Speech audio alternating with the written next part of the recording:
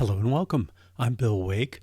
We're here today. We're working on a new test framework, and we've done a lot of experimenting, and I think it's time to test drive some stuff into real action. Okay. Make sure that's off. No? Okay. Alrighty. Well, we haven't used this p-test package thing at all. Okay, so what we've got, the EG stuff is part of the parameterized testing stuff we've been doing. And this check is running, it takes those examples and does something with them. And then we added this EQ. I don't know that I want to do it this way.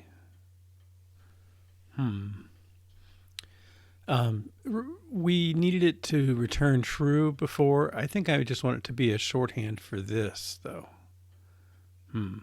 Okay, so let's rename this. I don't know, this uppercase lowercase thing. I keep going back and forth.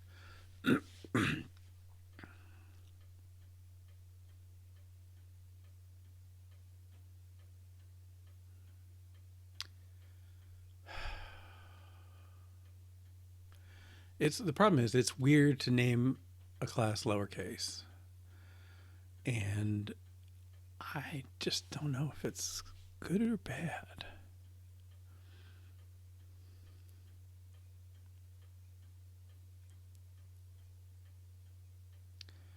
Okay, well, this still has a bunch of, it has our use of this.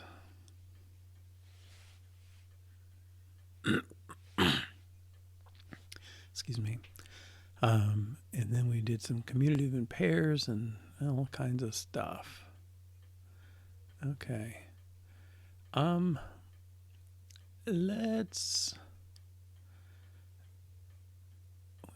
this covers that. Let's try a parameterized test with empty list.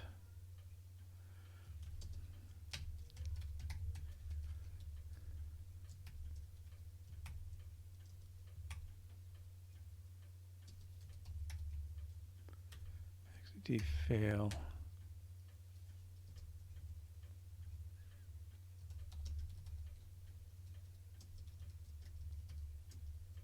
Okay, I expect this to work. Well,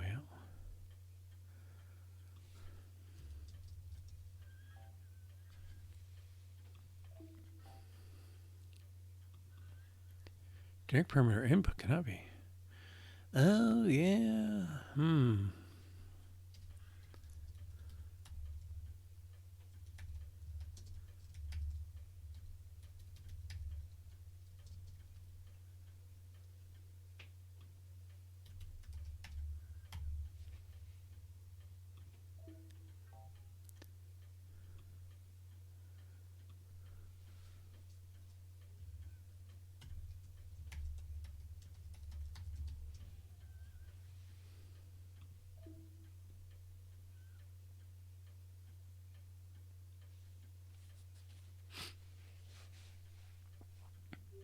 So that border case of that. Now, this is a good place to look at. Do I like the word check there?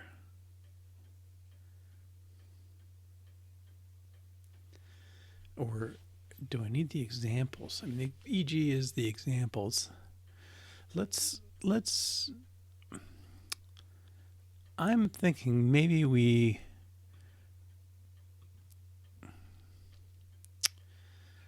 thinking maybe we'll put this in the XT test case.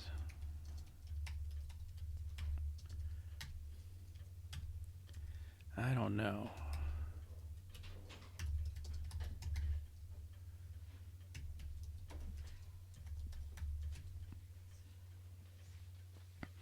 So we'll make it basically the same.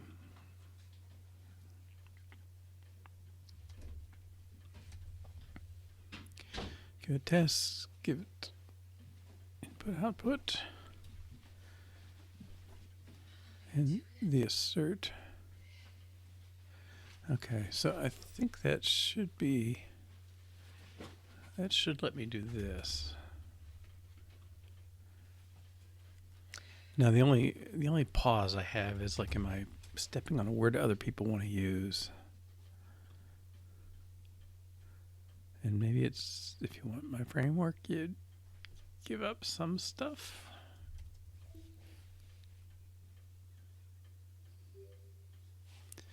Okay, and I don't think we're using the examples anywhere else.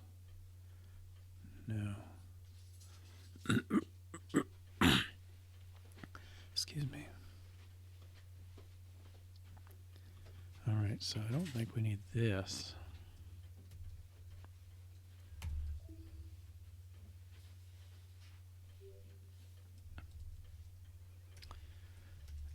Make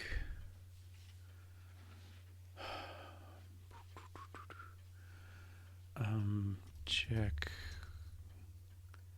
an extension of XCTest case.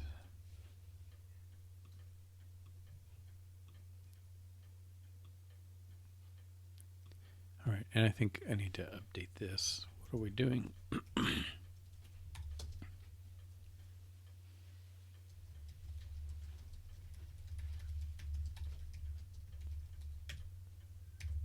Yeah, pretty much that. Okay.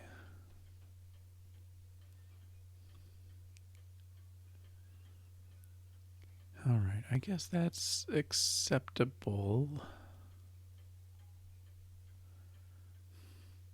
And the other thing I could do is I could make a function EG that takes this and yields an EG, a capital EG. Let's try that. And I think our tests as is kind of do that.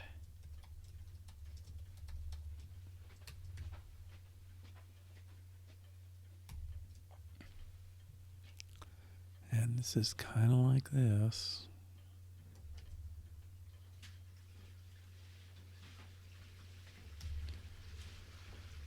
And it produces an EG.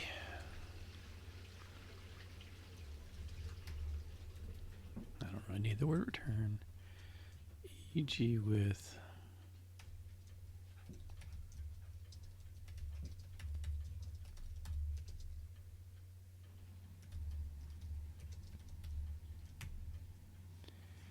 okay. And this needs to rename. Okay.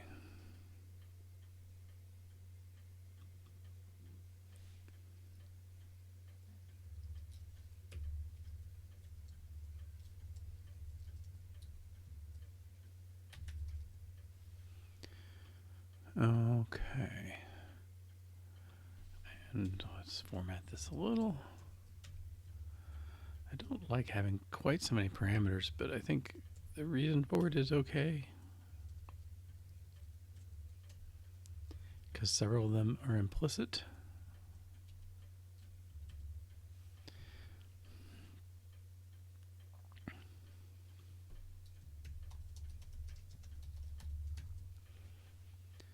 Okay.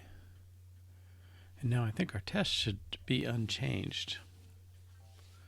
What does that mean?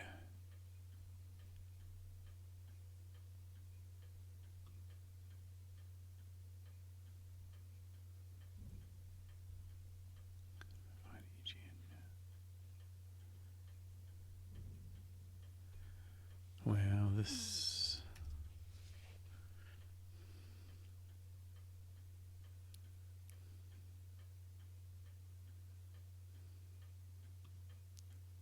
Let's try that again.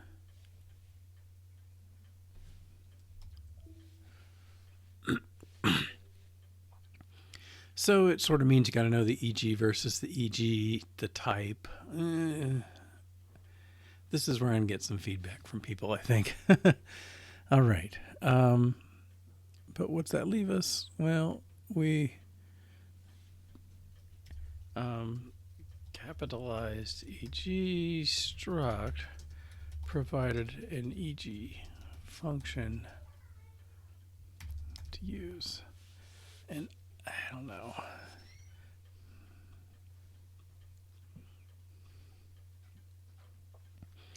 I've gone back and forth about 3 to 4 times on this capitalization thing. All right. Is anybody using this right now? No. Okay. We will keep that in abeyance for now. Let me add it to my all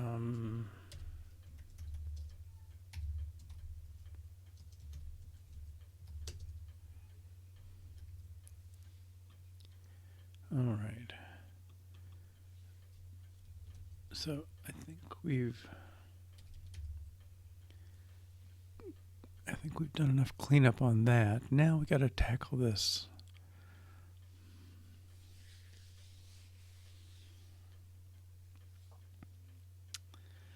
Well, the whole commutative thing. I don't mind the word check. All pairs seems natural enough. It could put a filter on that.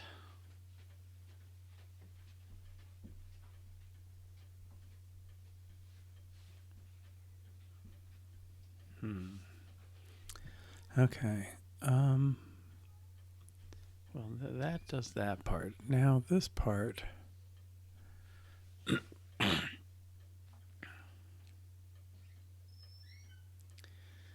still say it's a little weird to make the operator the first argument plus AB.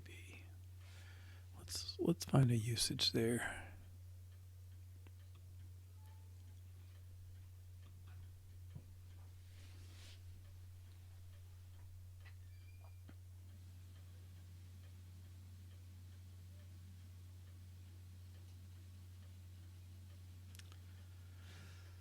I think I want to change that order.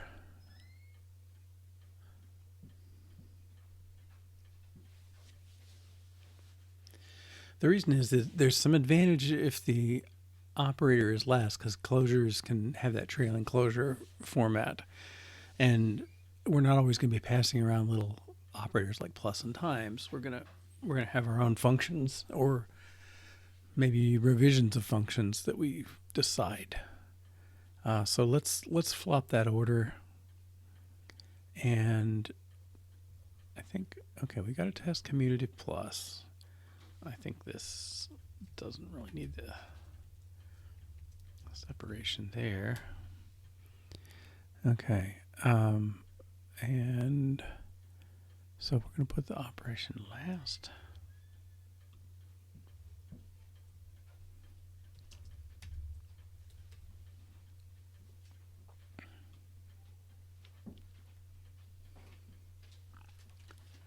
Let's check commutative.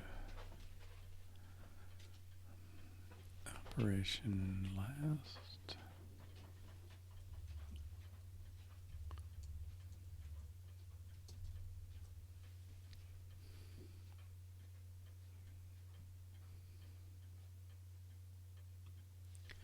Okay, so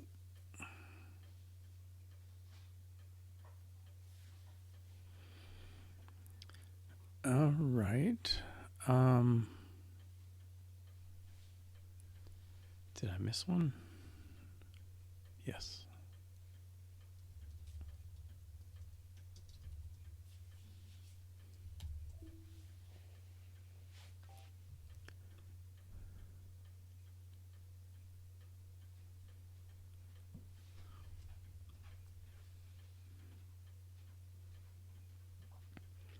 Well, that doesn't really match that. I think we need to rebuild.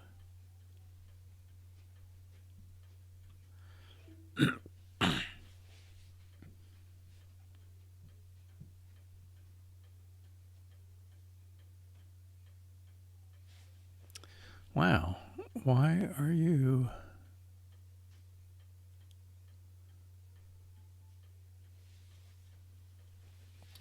Why aren't you matching this one? Type int to expected argument type int. Well, let's move this one too then.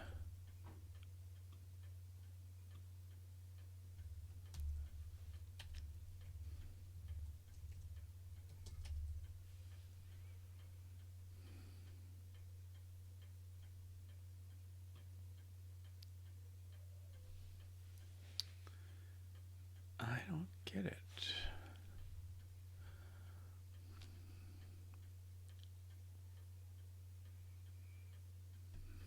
Is it not like that? I thought it would do these implicit parameters, the optional ones.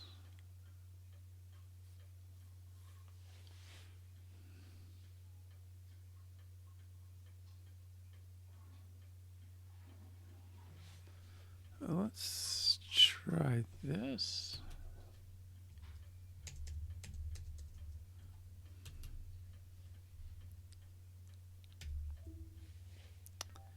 No.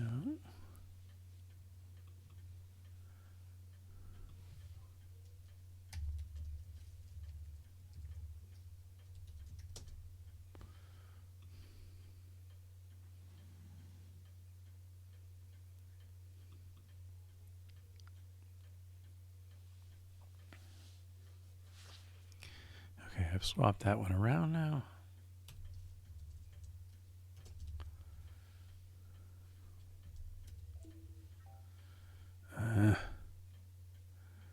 No exact matches. Instance value. Oh, gotta do it here too.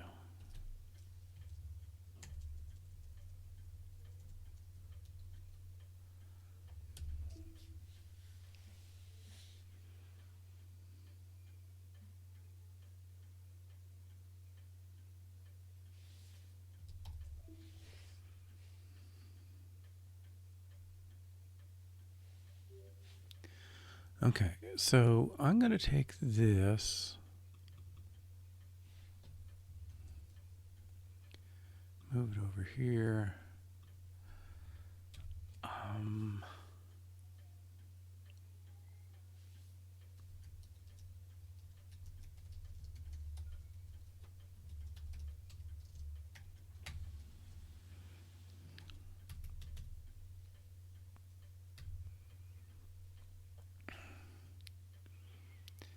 Check commutable. Okay, so we've checked this one. Let's check a failing case.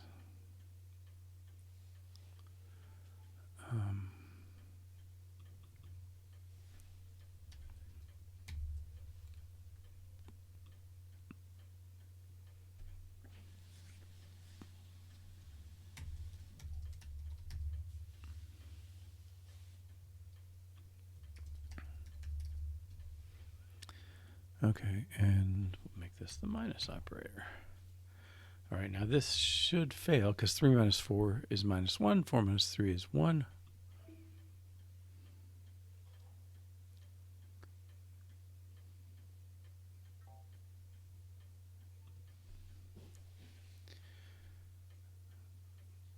Oh, now how are we going to do this?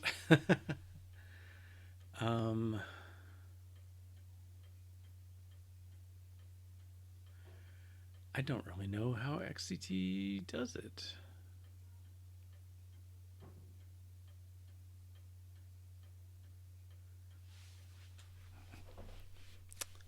Huh. Interesting. Right? Because it's not throwing an exception, I don't think. Let's go find out. I don't know if this is open sourced.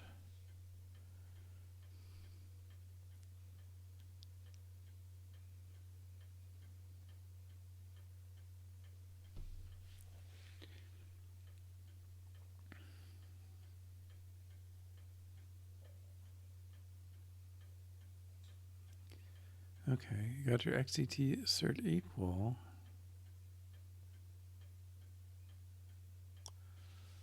Throws goes to T.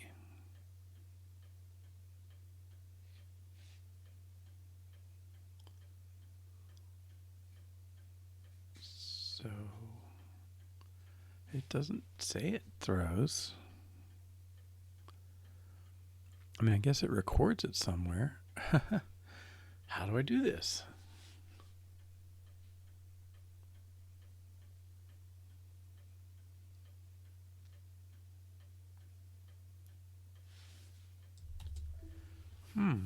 I've got a test that I want to see fail.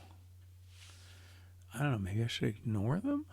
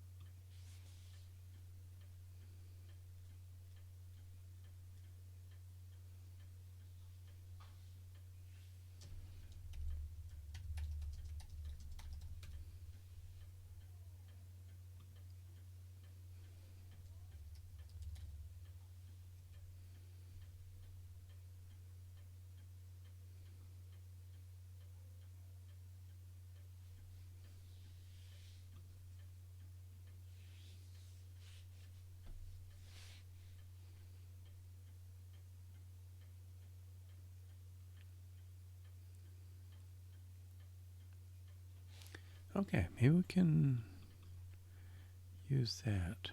Does it marks the test as expected failure instead of a... Well, okay. Expected failure.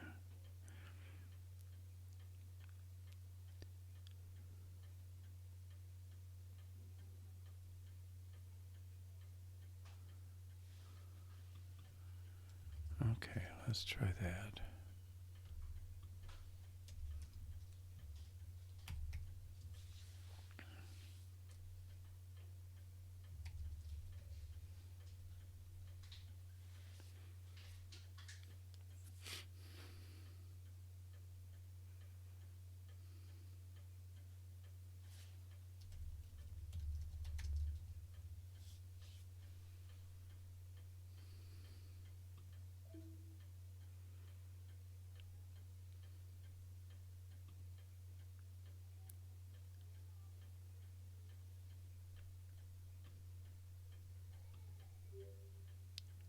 Expected failure.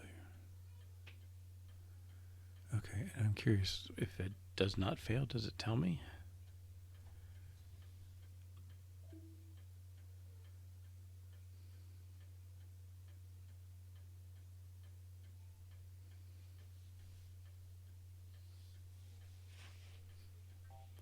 Amazingly slow, but non-recorded. Okay, then I am happy. Wow, I don't think I've ever had to do this before.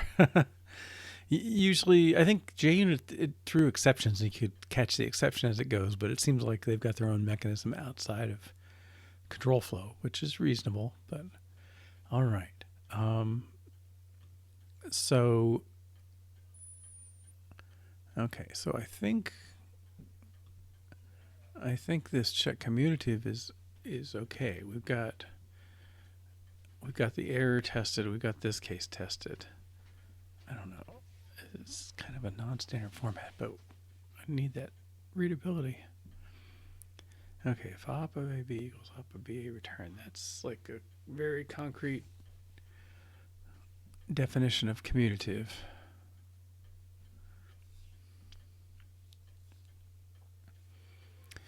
Okay, now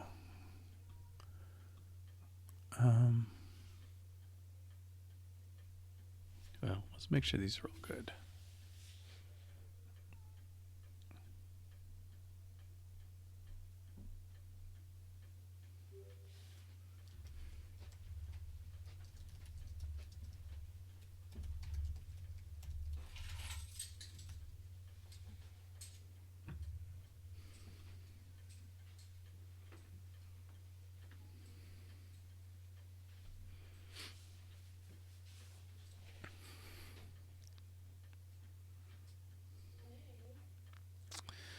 All right. Now we're getting into the all pairs.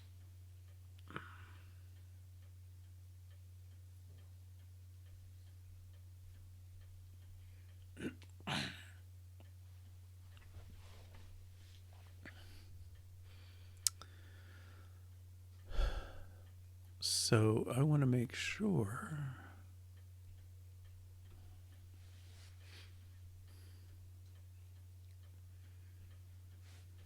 Okay, we got a simple one that checks that. All right, now let's make one that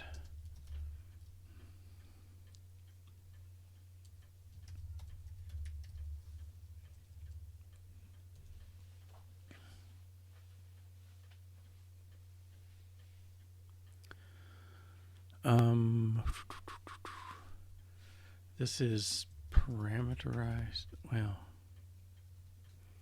I don't think that's parameterized. I think it'd probably be better to call it combinatorial.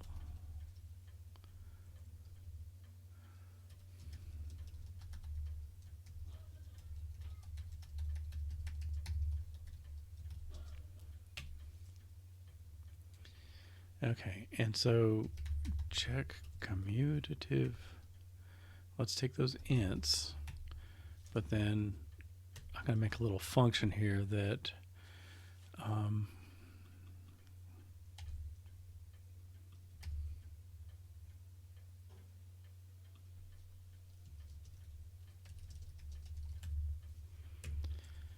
okay, so it takes two arguments. Remember, it's TT goes to T. So $0, $1 we can use. Okay, let's say if $0 is 0 and $1 is 0. Maybe I can do it like this.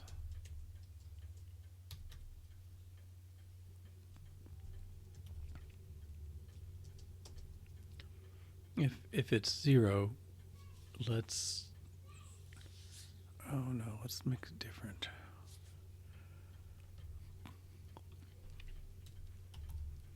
Okay, let's take the case 0, 99. And I think I will break it out.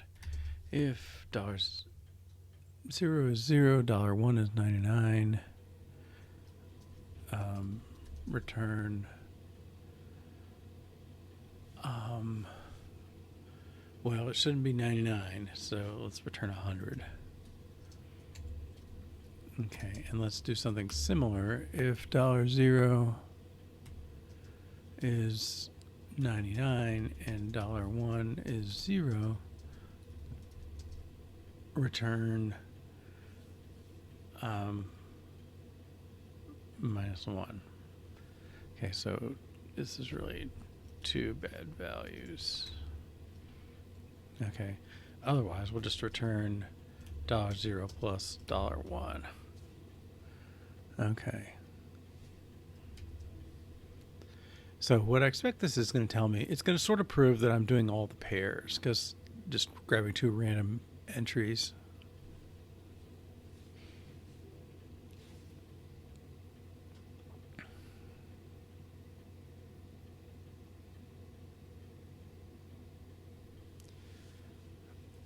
Right. Okay. So that's okay. Let's pull all pairs over.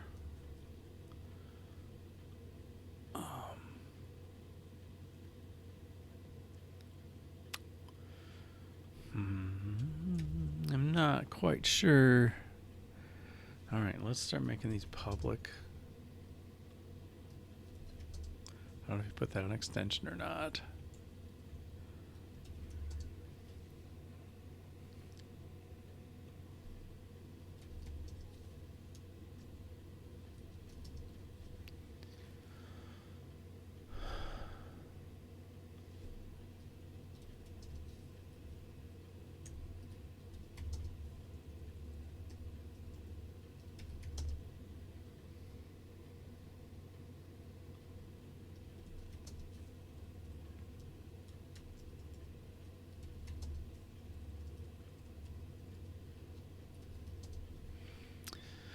Okay.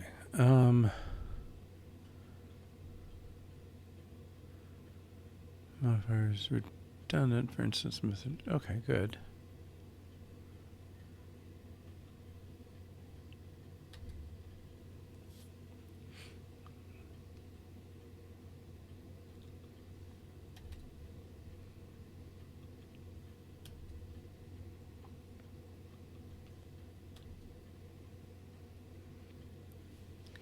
Okay, now do we need all pairs?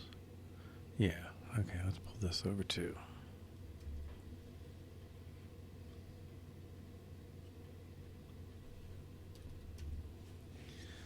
Okay, so where I'm puzzled.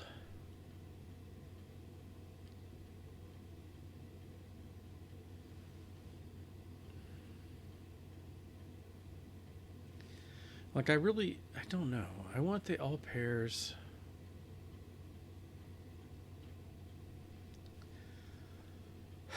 Do I want them writing this redundant code every time? I guess that's the problem.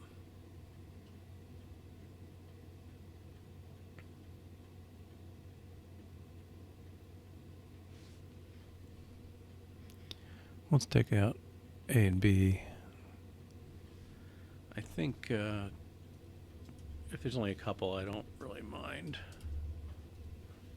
this.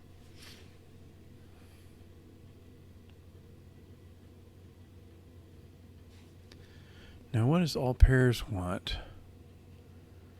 TT to void.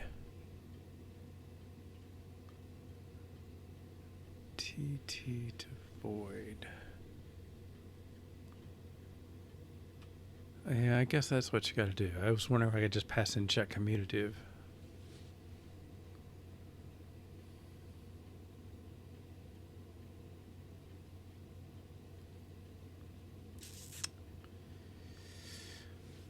Okay. And again, I'm going to do it this way. See, I'm seeing myself writing all pairs over and over and over for these check commutative things. Like I got to have two routines for every law.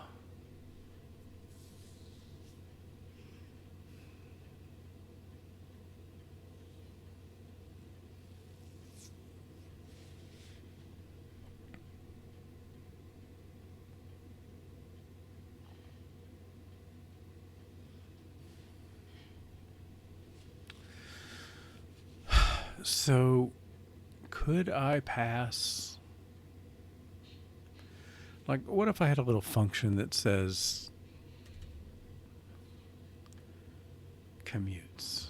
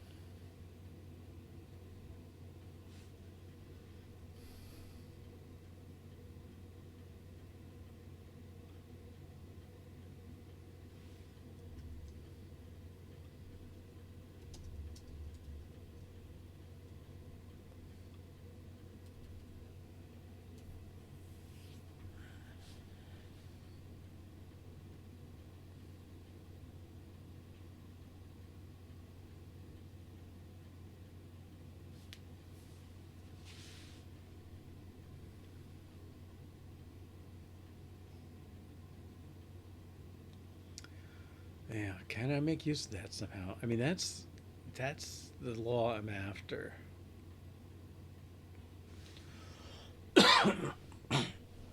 Excuse me, a bit of a cold today. Um, um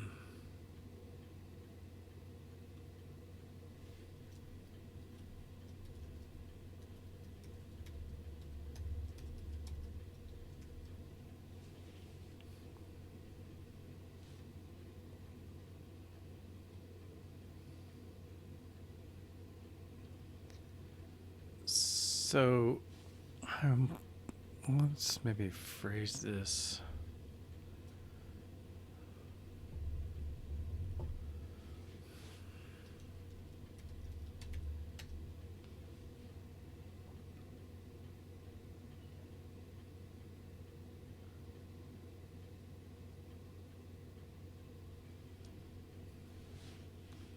Commutative. Okay, that reads to me better.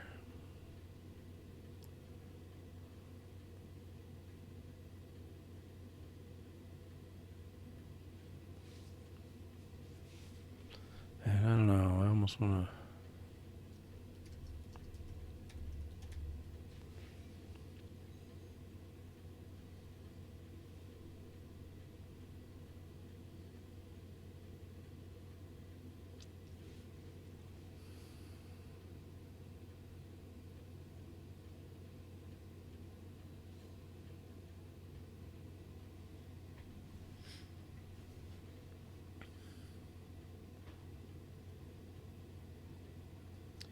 Can I somehow pass the commutative function into this? That's kind of what I wonder. Check commutative is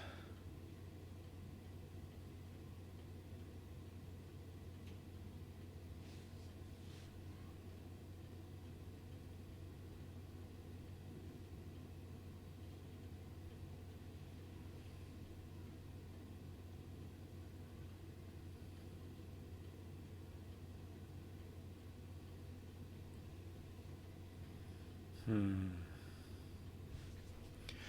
don't know if I'm overgeneralizing, but if I had some function that was called check property, it takes an equatable.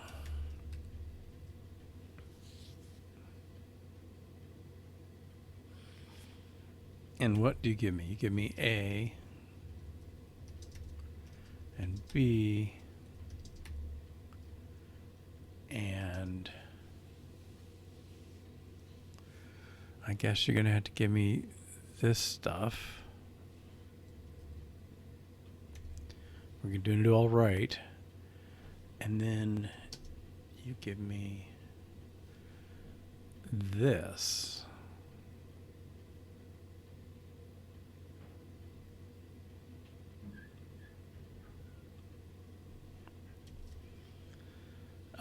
Type alias binary property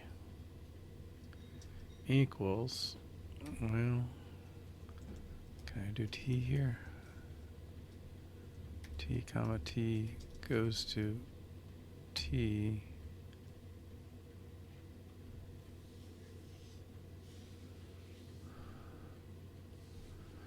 No.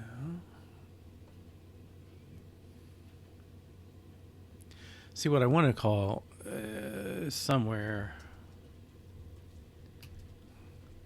I want to say like func check commutative,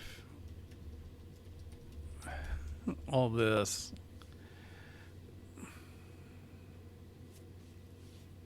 Blah, blah, blah. And I just want to call check property commutative.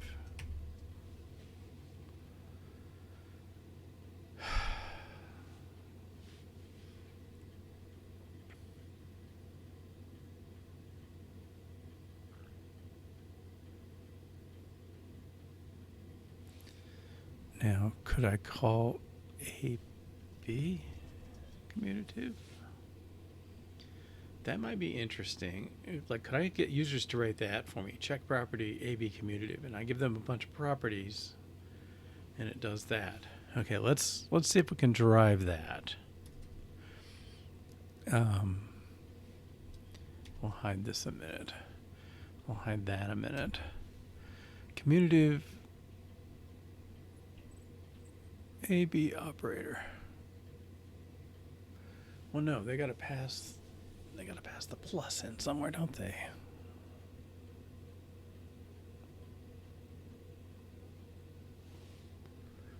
Okay, let's see what we can do.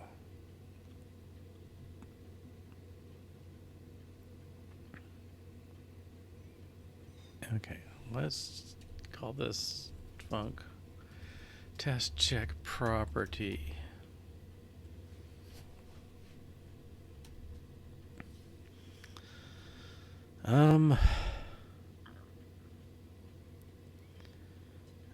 Well, it does nothing, and that. Okay, that much is good. All right, so I want to say check property 3, 4 plus commutative.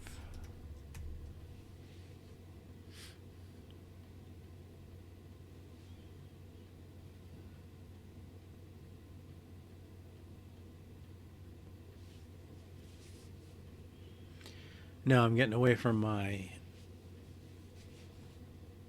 plus at the end thing.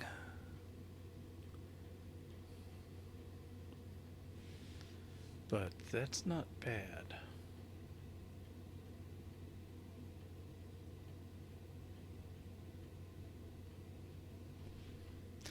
Now, if I wanted a fixed list, I could make these enums and do like dot commutative. But I don't think we want that. Okay. Let's create the function check property. Okay, so it takes this stuff and then it needs an operator. Operator t comma t goes to t, and it needs a property which is, well, I guess it's that t goes to t goes to bool. Oof. So it's t comma t goes to t goes to bool. Okay.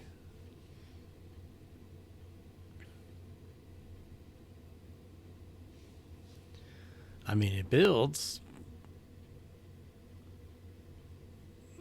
That, well, it hasn't caught up. And it's going to fail because it does nothing. Well, it's going to pass because it does nothing. More like it. Okay.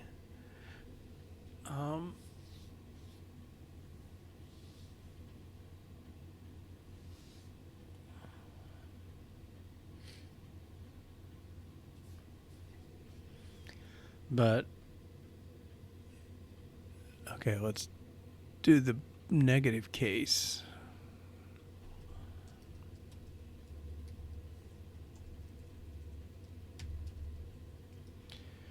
Check property fails. Okay, we know 3, 4 minus is not commutative.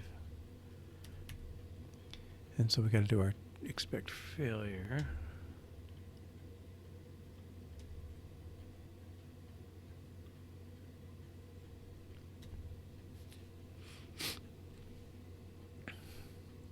And this test is going to fail. Fail to fail. Gets crazy when you're doing test frameworks.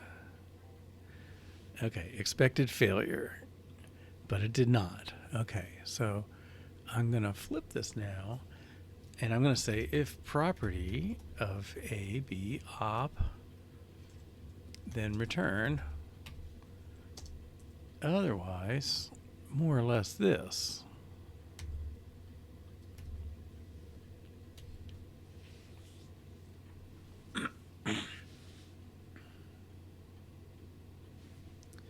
Oh, I always forget my escapings. Op to a non.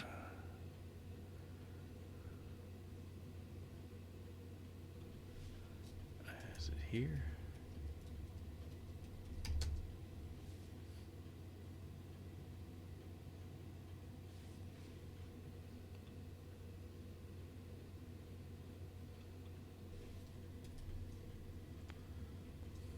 It's here.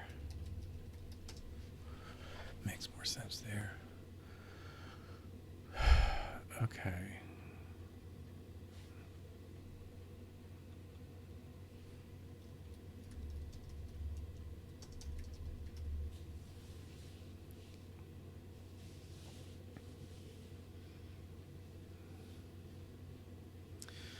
All right.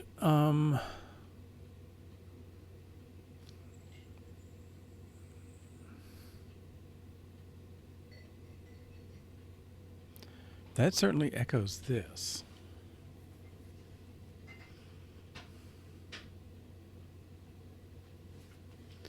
All right. I think we will do a little type alias. Binary op is t comma t goes to t. For any t. Okay. So this is a binary op of t. And this is binary op of t goes to Boolean.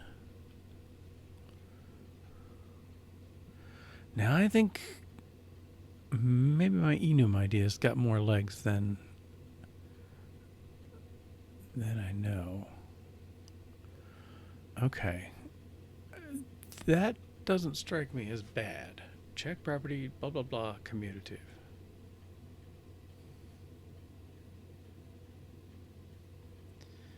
Okay, and then what I'd like to do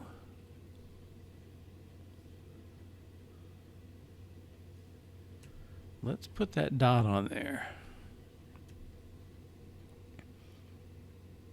Okay, now it's not going to build. Okay. Let's make some properties.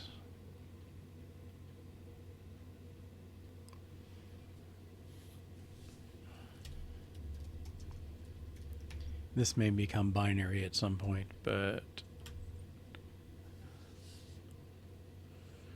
can I do this way?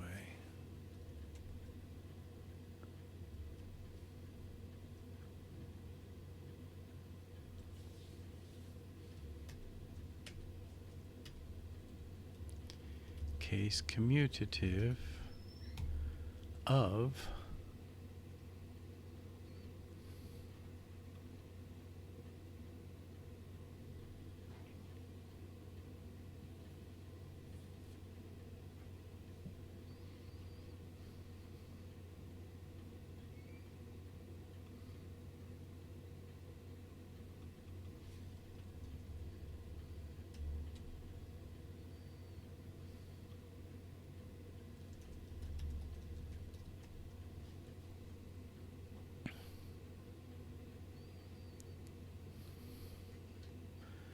well, I think it wants to do this.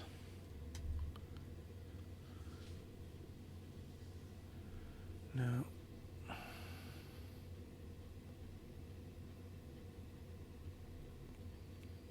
Okay, let me see if Swift enum. I want to attach extra properties to it is what I want to do.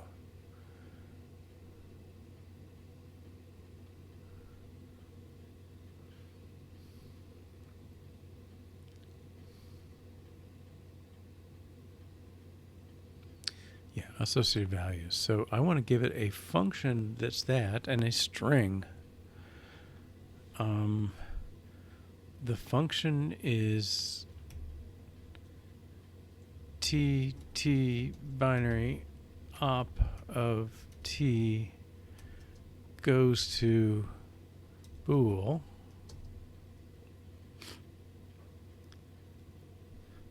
And a string.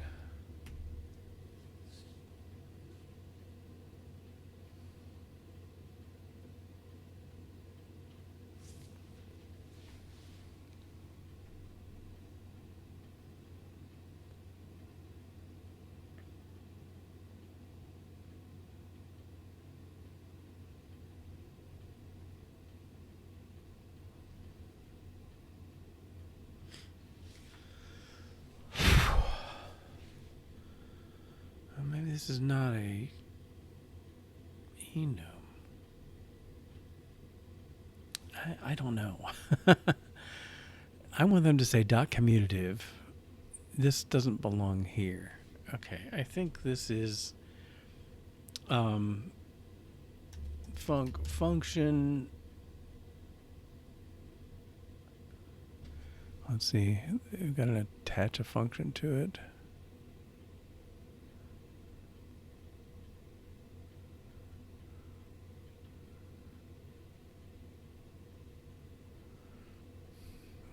No. Maybe this will have better examples.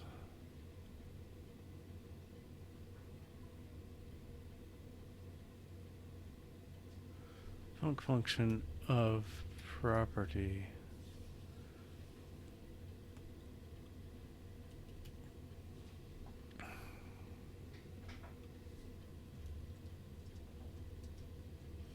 Well, no, that's implicit, I think. Function returns this mess.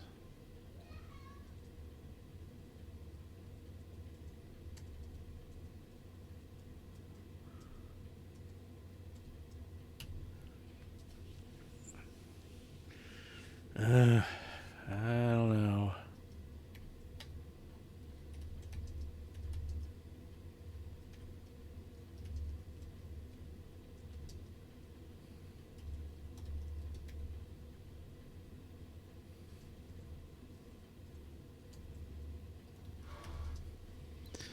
I want to somehow get to this. Maybe I'll do this.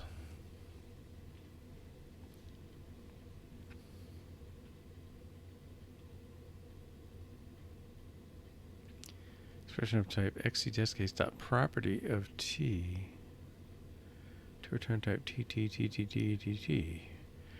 Case can be used as an instance member. That doesn't. That's because I'm doing it in here. Let's pull it out and see if that matters.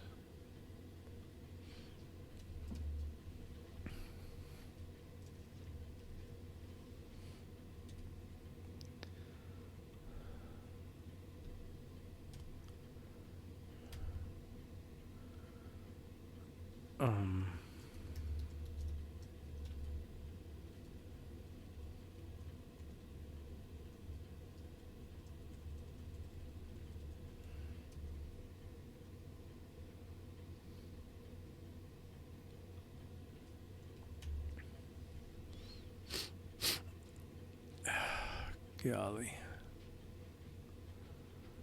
Okay, that is stray. Okay, binary op. I think I can pull that up here.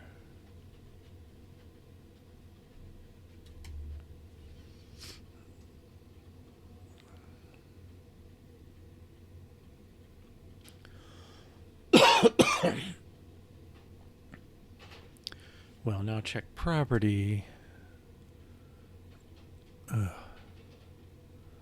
Is going to take a property.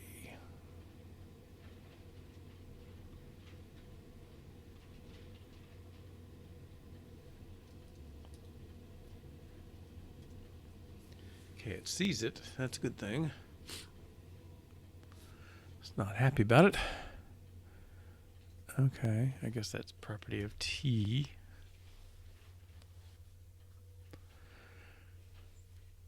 Cannot call void function. Okay. Dot function of AB op.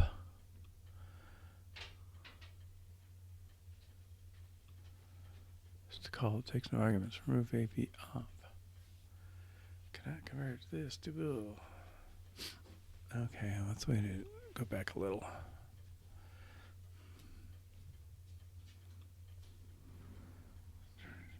Use the internal type.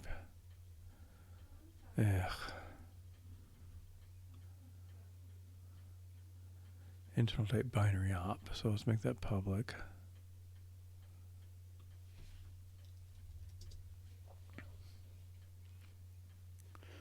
I don't know.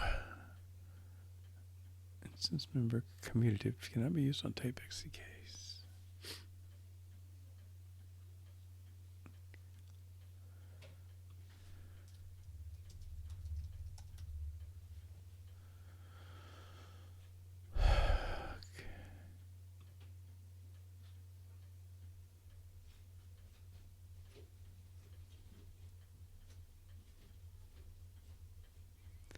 Well, I just want to return commutative, really.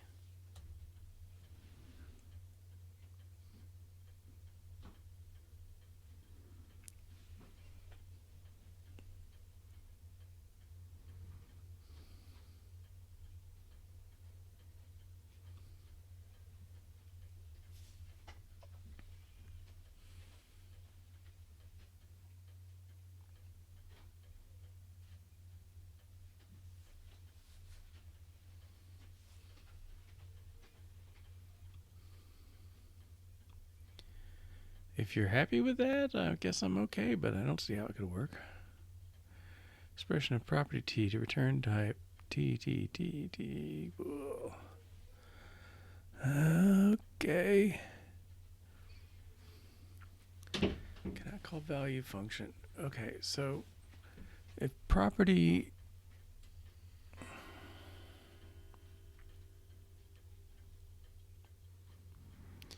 All right, I think I'm not helping myself with this inside XC test case. Let's pull it out.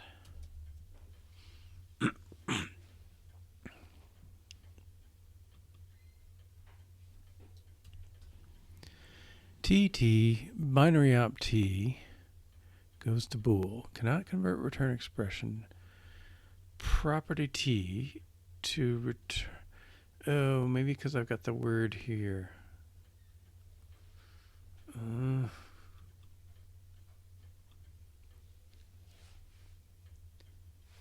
Enum case cannot be used as an instance member. Yeah. Okay, that's the thing I don't want. Is it? Yeah, no, that can't work. Okay.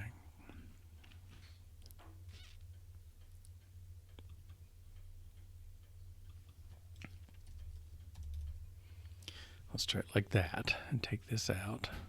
See if I can get down to my function I want.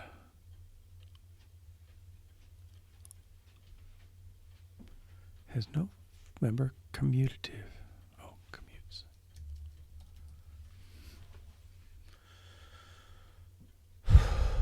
Okay, something's getting closer. All right, so when you pass commutes, I can say commutes property dot function and get this function out. Okay, so property dot function equatable to bool. I'm passing it 3 arguments, and that seems like it should be okay.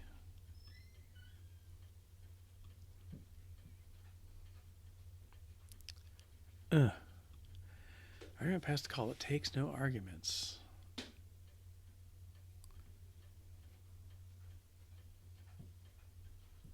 Property.function.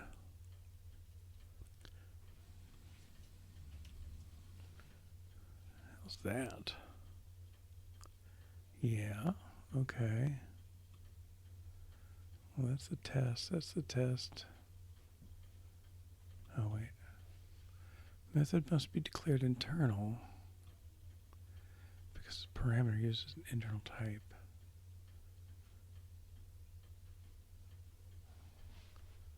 What type would that be? That's binary op property.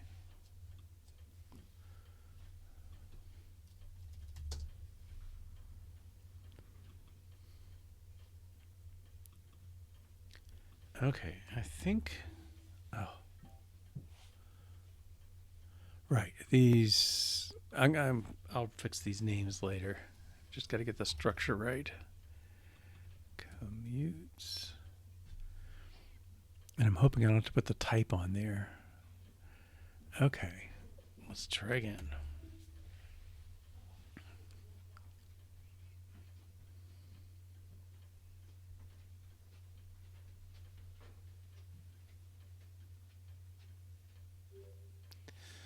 Nice. Okay. I'm jazzed. All right. It's ugly, but we can make it prettier. Okay, so let's rename this commutes. How about commuting just for a moment? Okay. Because I want this to be commutative.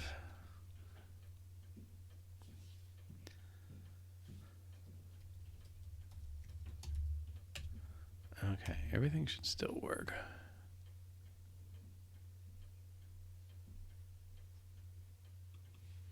All right, now let's try commutes.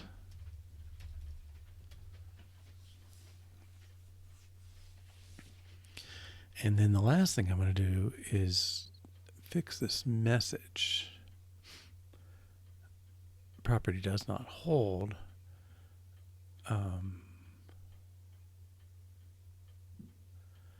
I would like to say, well, what can I do? Property does not hold. I want to put the property name.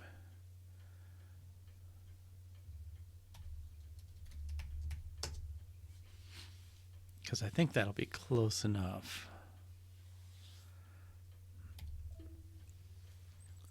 And let's do that failing test.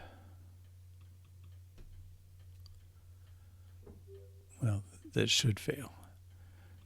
Okay, property commutative does not hold. Yes, maybe quote marks around that.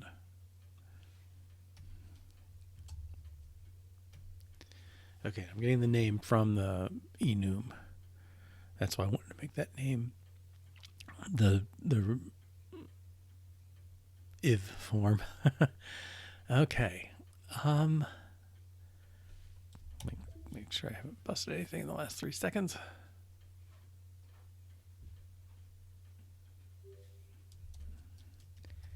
And enum for properties.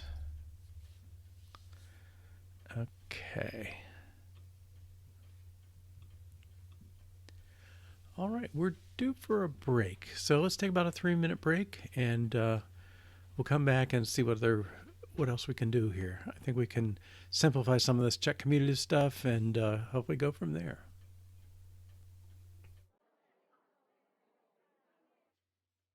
All right, welcome back. So my hope is check commutative is overtaken by check property. Okay, here's check property. So let's find the uses of check commutative. I'm not going to worry about the combinatorial ones just yet. Okay, check commutative plus succeeds. We did that down here with commutative property. Okay. So let's take this one out.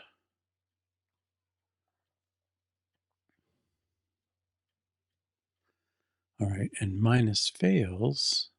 Check property fails. We've done that. Okay. Now we haven't dealt with the combinatorial stuff, but let's get this out of here.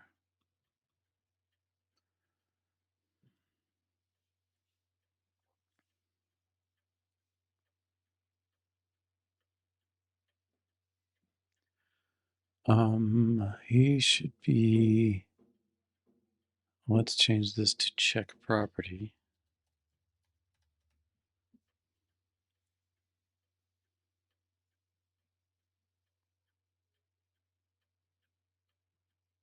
We're losing our line numbers. Omp and commutative.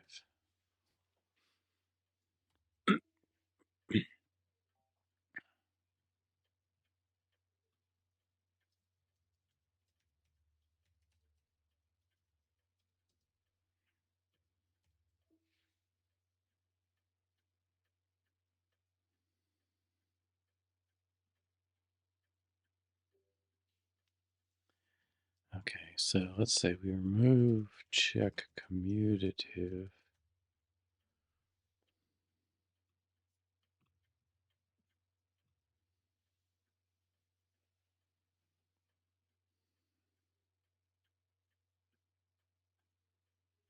Now, I think this is probably a binary property.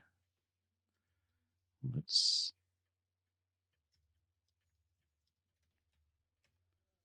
check that for that.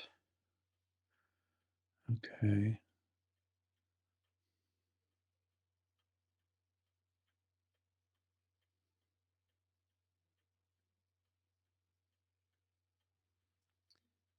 All right, so all pairs.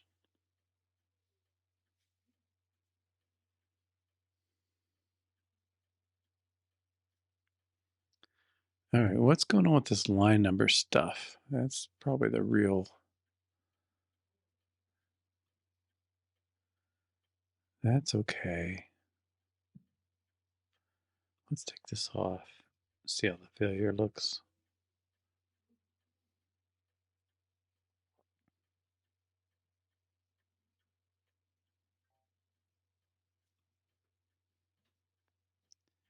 Property commutative does not hold for 3 and 4. Okay, that's coming in the right place. Now, the combinatorial one.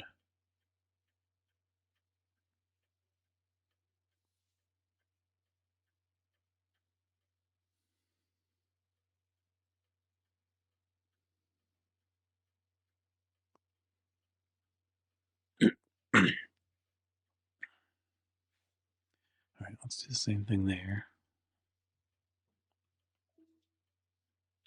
The question is, where's my error message going to show up? And I want it to show up here, not in my library. Guess what? um,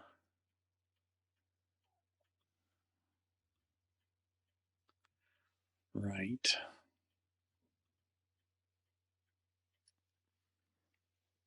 Okay, so that means I haven't, because we haven't passed the line number in. Wait a minute, check property knows. Oh, property, we can do that.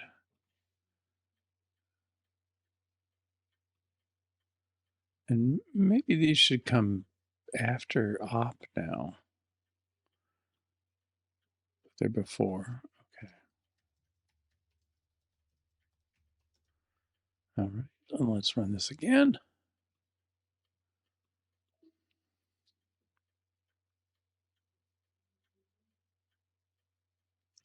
And I don't have an automated way to do this. There we go.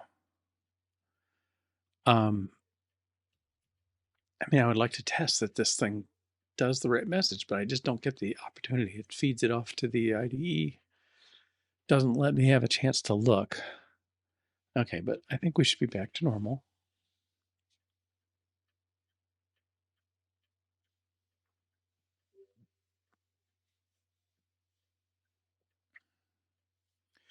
Maybe we can move these lines and files to the end.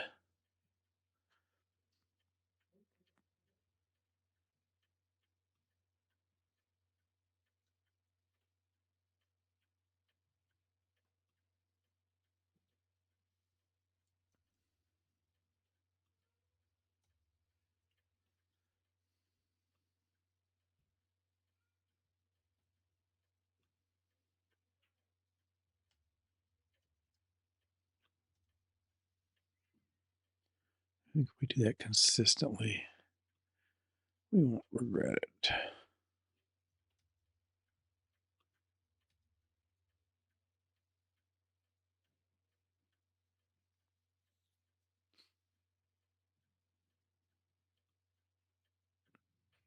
Okay.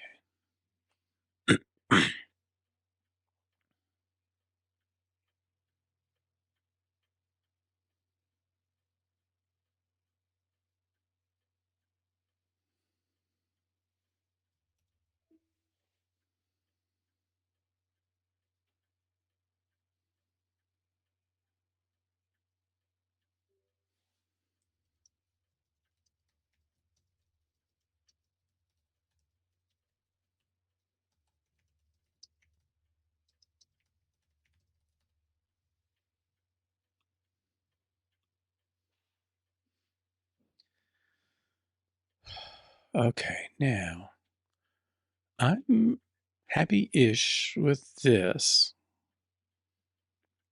I don't think it matters that these come before or after.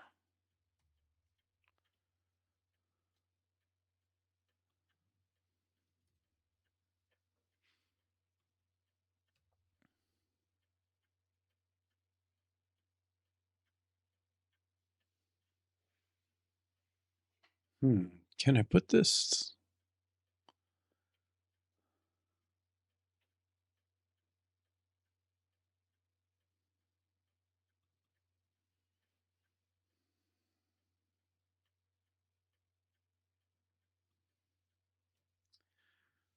Okay, that should still be okay.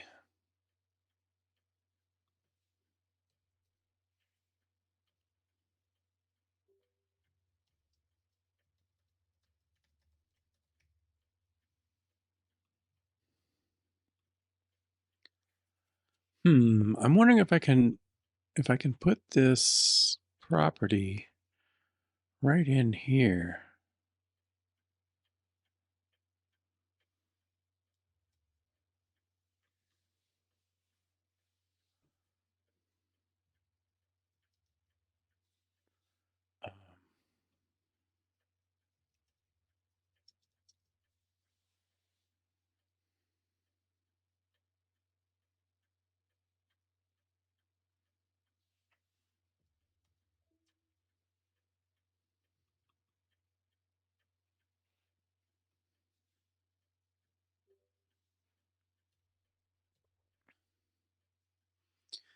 Okay, now I guess we got to figure out this all pairs bit. Check property. I mean, if I had a list in here, that would be just like this one. All right, let's try that. Well,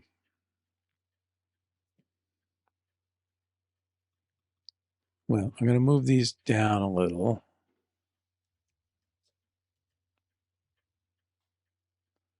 Check property. Okay.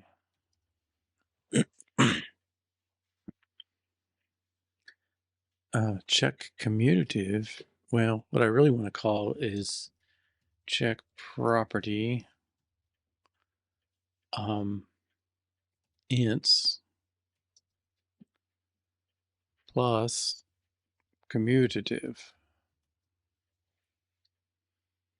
I should complain.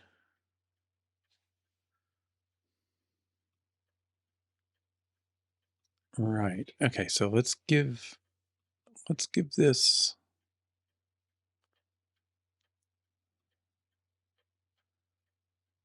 check property. All right, let's kind of duplicate this. And we're going to add this in.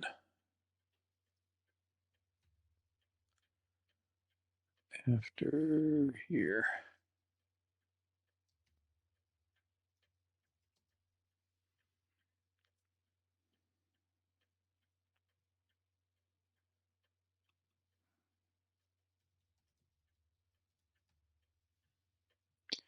Given a list of values and an operator, this is a binary op.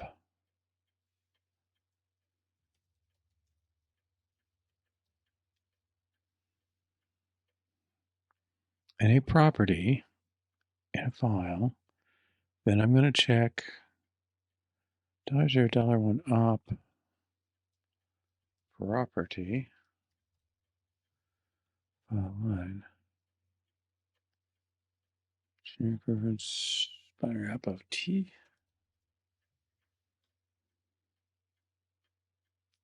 Okay, let's try this again.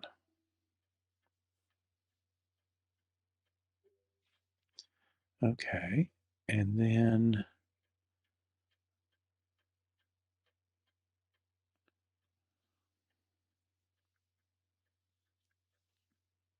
well, let's let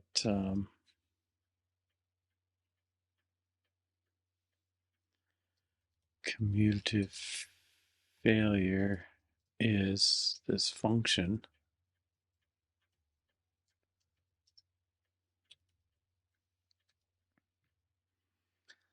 And we're going to check property.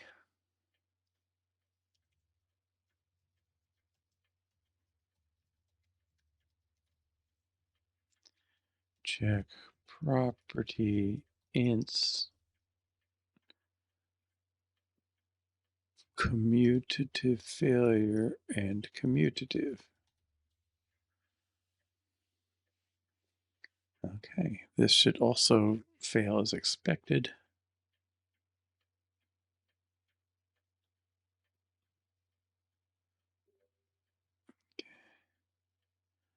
Right, these two should be the same.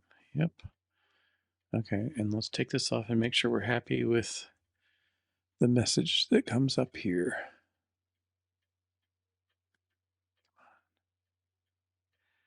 Hey, Schooly V. No, I'm switched over and I'm working on making a new testing package, test framework that works with XC-test, but it tests some different things. So one one thing is I'm doing parameterized tests, so you can define a bunch of test cases and then check it. It'll automatically run them and check against your thing. The next one is I'm trying to take arithmetic properties like commutative, and down here we start working on reflexive and all the others. But there's probably 10 or 15 properties that show up a lot, and I'm trying to make a framework that can automatically check those. So right now it's doing this kind of all pairs sort of thing. So you give it a list of values and it'll try 4, 4, 4 minus 1, minus 4, 0, minus 4, 1, minus 4, 99, minus 1, 4, minus 1, minus 1, minus 1, 0, and so on. All 25 combinations there, and run this law and check that every pair of values is commutable. Okay. And we basically are shifting from one method per property to putting the properties in a enum. So commutative knows what the commutative function is and can check that. Okay, so I'm getting rid of this.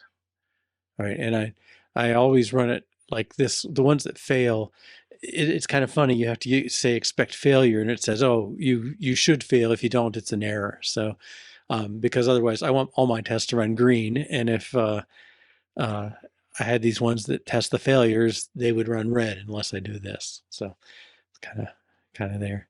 I may go back to the music app afterwards. I haven't quite decided. This is probably, it'll take us into next week. I don't know if it'll take us all week next week. But yeah, that's still in my mind. Okay, so now I don't think we need check commutative anymore. We've generalized it, so that can go away. Okay, so now we have check property for one case, a pair of values, or a list of values. Okay, and I feel like I'm gonna,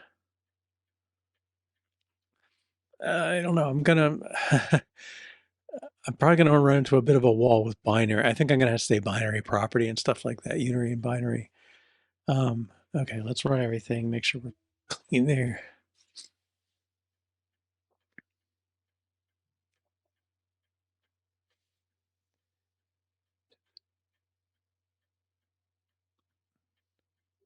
Okay, good.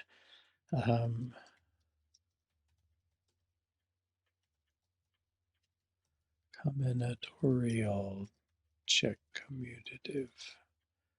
Okay. And I think,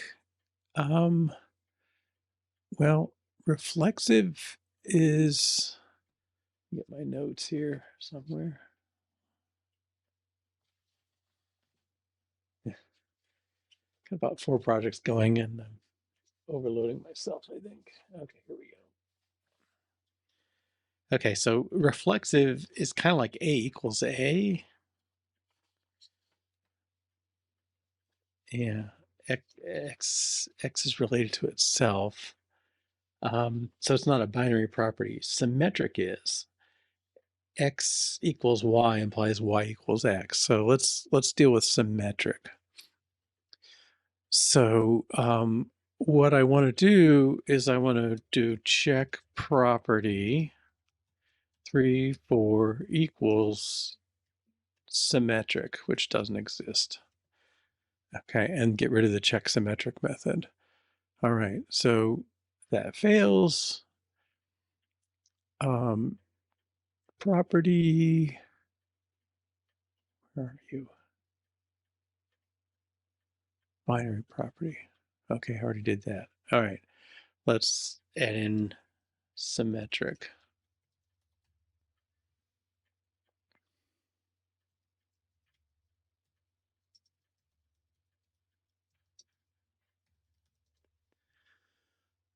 Okay, and we're going to go back here, and the symmetric property is op of AB equals op of BA. Very duplicative, isn't it?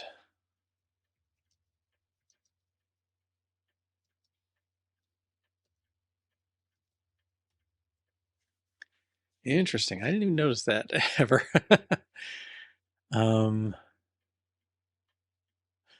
Is that right? AB equals op of BA. Let's go to Wikipedia.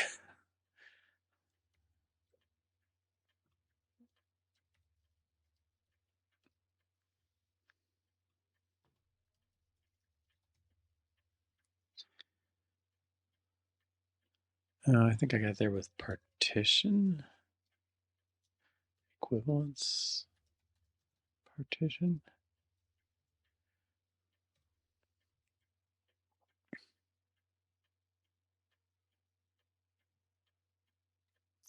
This isn't quite the same. And we're not after the software version.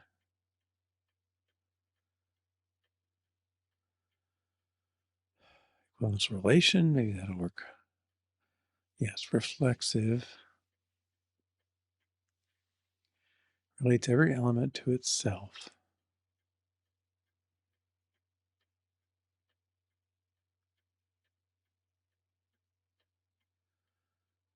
Well, the difference is,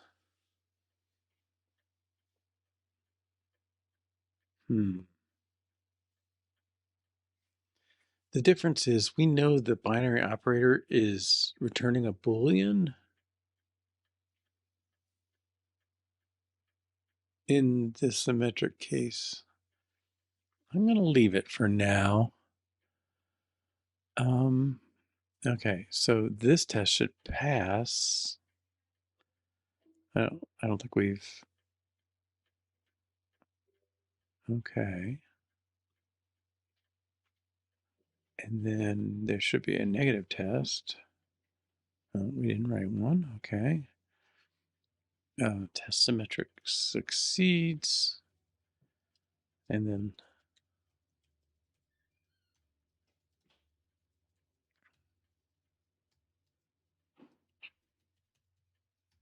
let's do fails.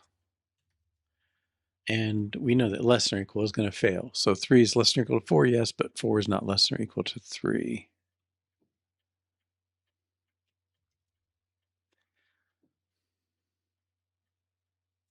What? Int cannot be used as a Boolean.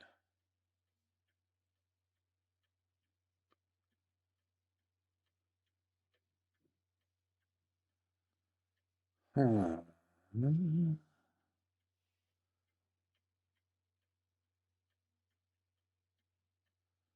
I'm surprised the equals worked, but not the less than or equal.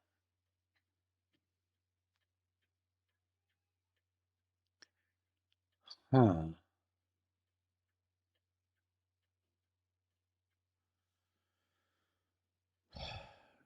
Okay, int cannot be used as a Boolean test for not equals 0. So this operator is, what are you? We'd like it to be int goes to bool.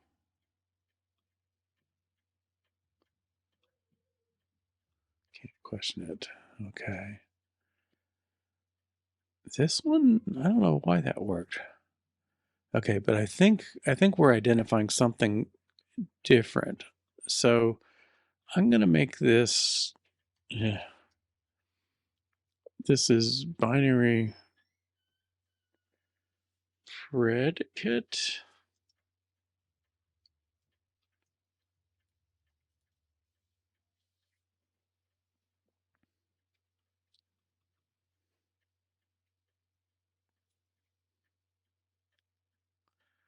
And I don't think I care about equatable. This is T goes to bool.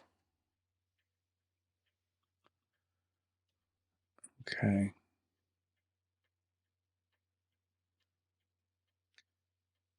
That seems okay. This comes out. And this comes out. They're a little different. This is for the ones that are closed operations, like plus of two integers yields an integer. This is a different case.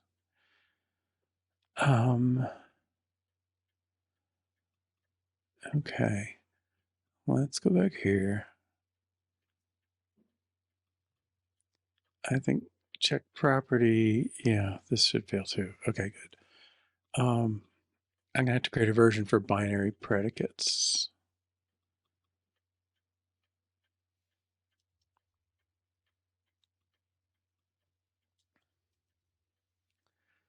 Okay, BP, this is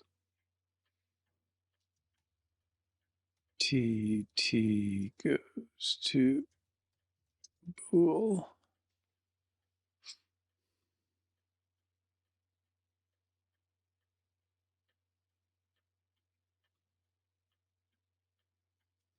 And this is binary predicate. Okay.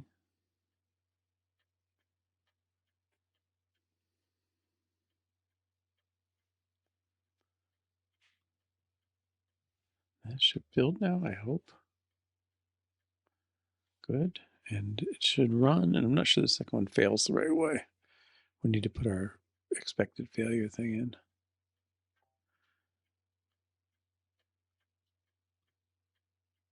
Oh, that's fine. Test true is not equal to false.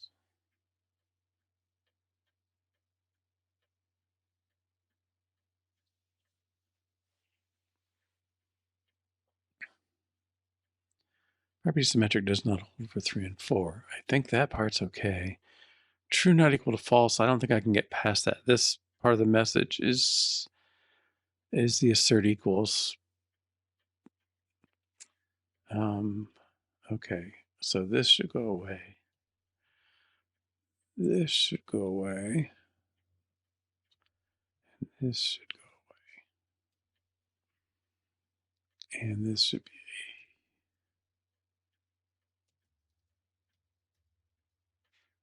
expected failure. Did I use a message in these?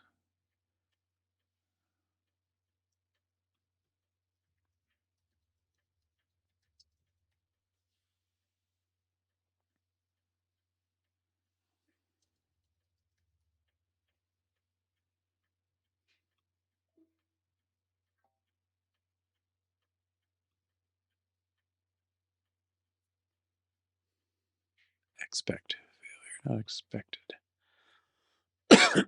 Excuse me.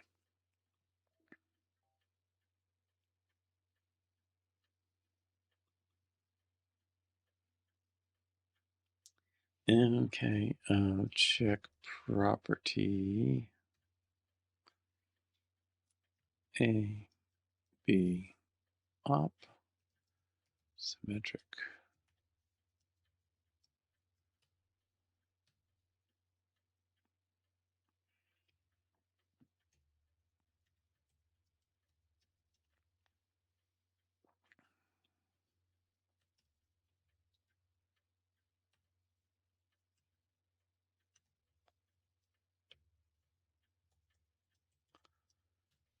Okay.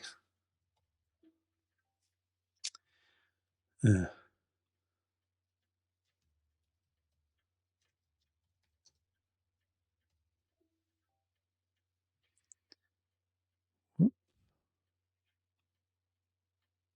cannot find op in scope.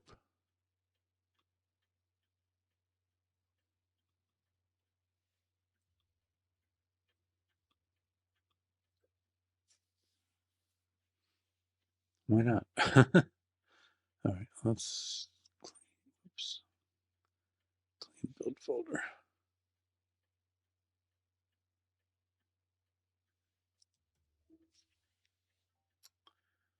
Well, what's your problem?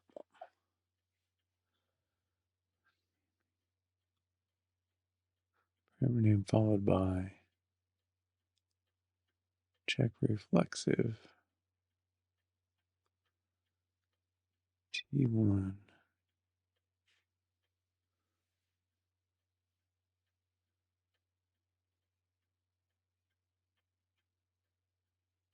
Well, I don't get it. Extra argument in call.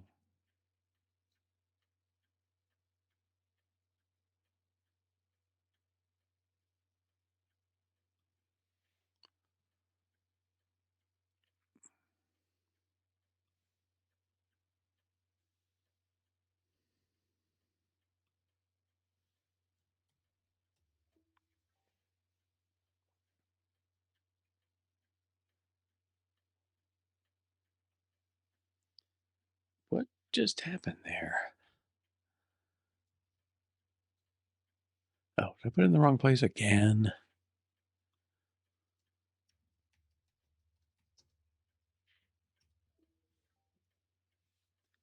Check property line. Where's a T conform to equatable?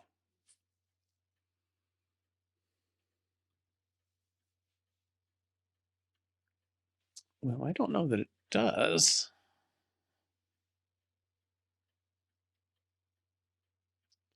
Let's check that. I'm never comparing the T values directly.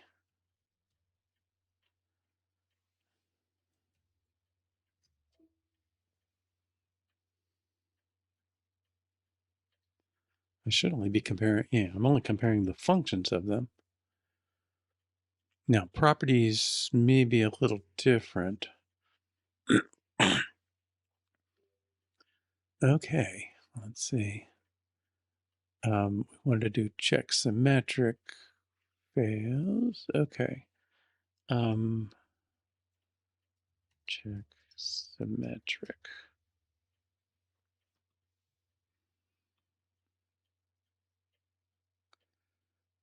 Okay, and now combinatorial commutative detects failures. Yes. Okay. Check reflexive. This is more of a unary hop.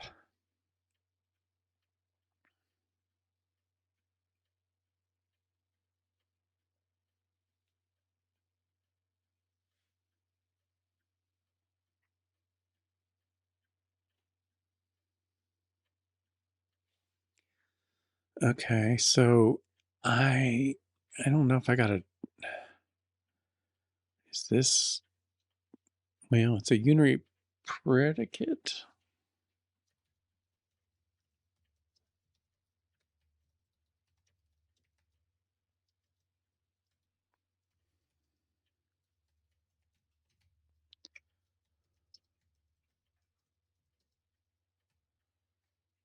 T. It's only one value and a function that goes from T to Boolean.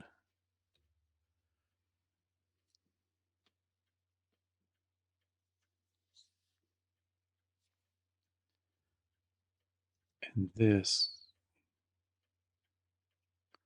returns a Boolean. Is that right?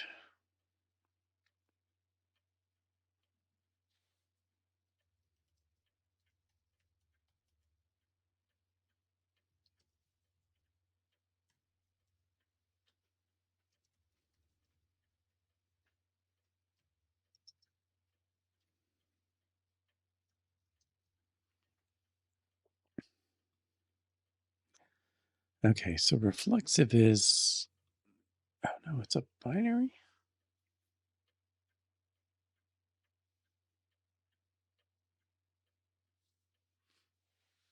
I guess it's a binary operation, but we just care about an element versus itself. Um,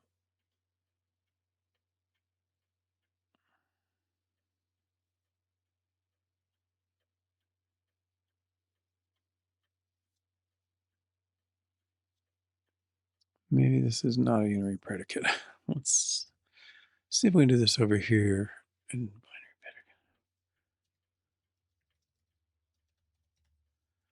predicate. Reflexive.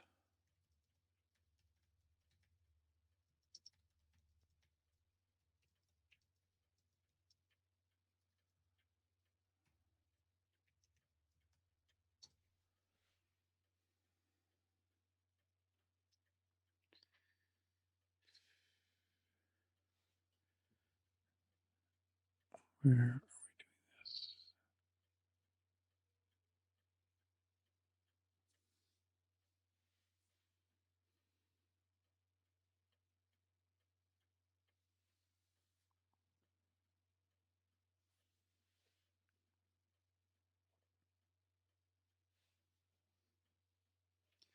I guess what I'd like to say here, I'd like to say check property 3 equals dot reflexive.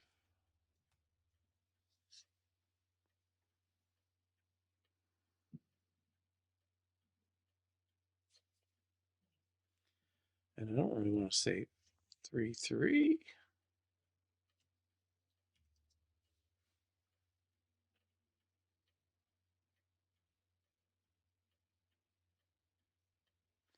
And this should pass. But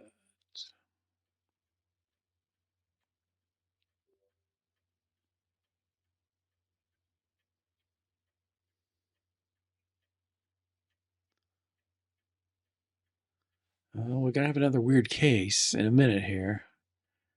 Symmetric succeeds, symmetric fails. Okay, let's check reflexive fails.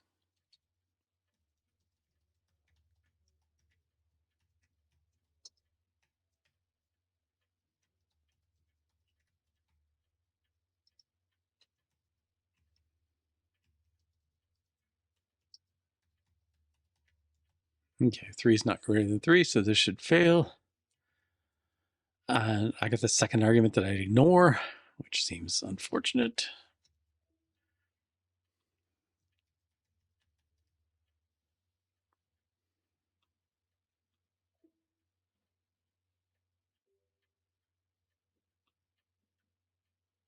Now, see, that's not good, right? Why did that pass?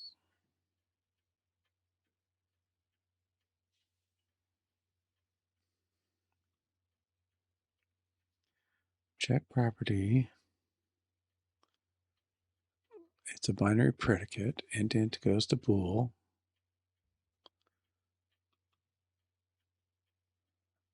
Properties of binary predicate.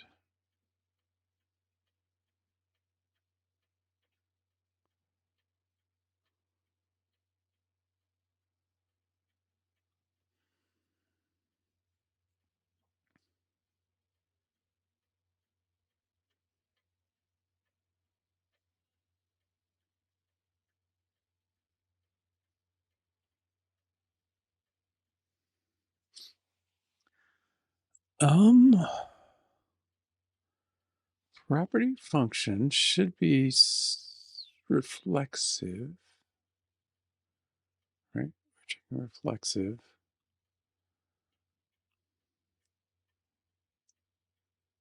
EB ob and ob a.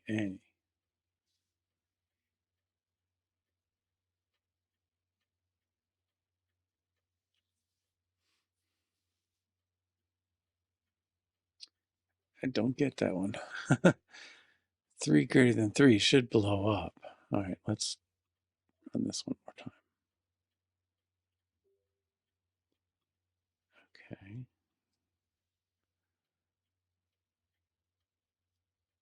Let's break here.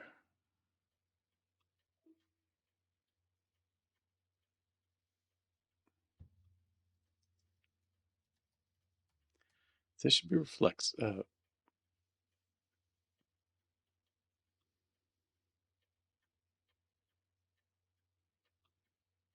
I not running this?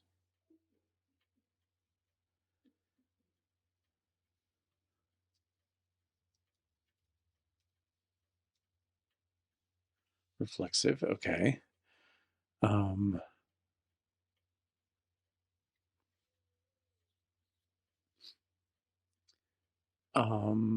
Reflexive should check.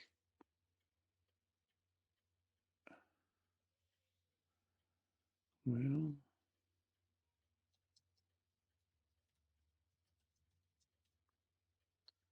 it's a little more than I can judge. Okay.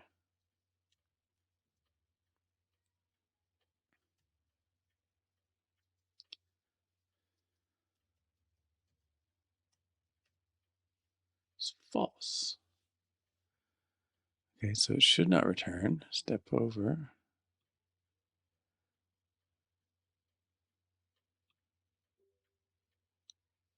What?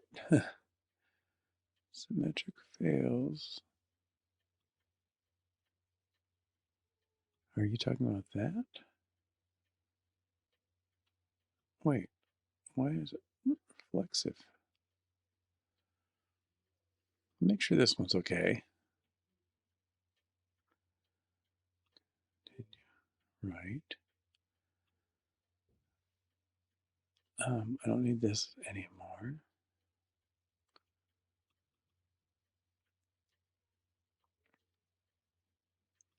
But let's do the same thing there. Check reflexive 3 comma greater.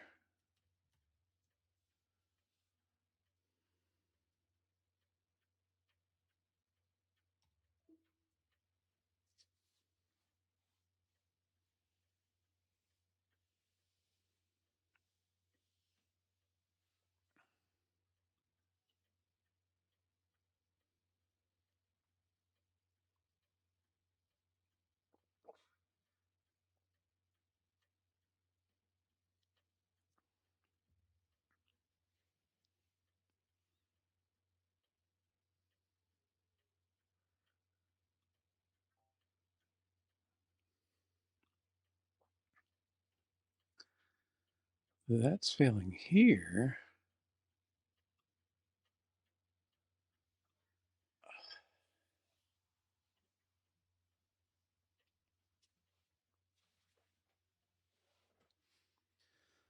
Okay, let's run again. Check property 3, greater reflexive. Lost my breakpoint.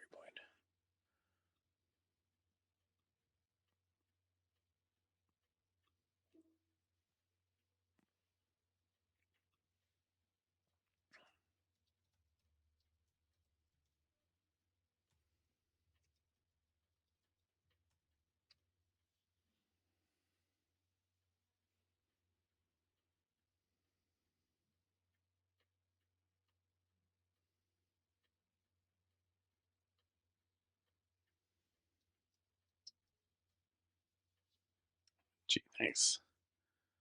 Print property dot function 3 greater is false.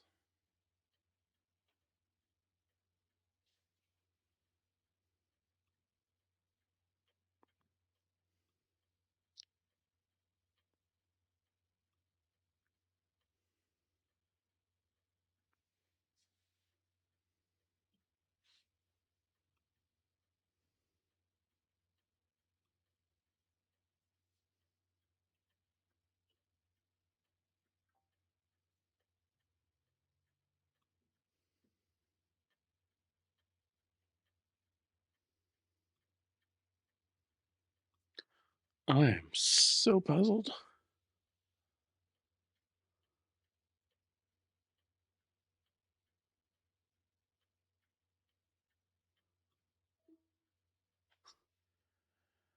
Can't get a test failure when you want one. Okay.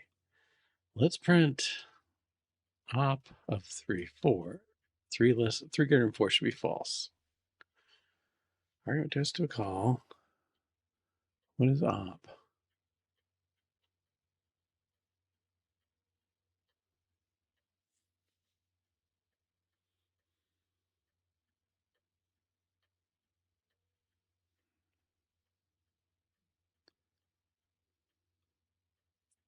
Well, that's singularly unhelpful.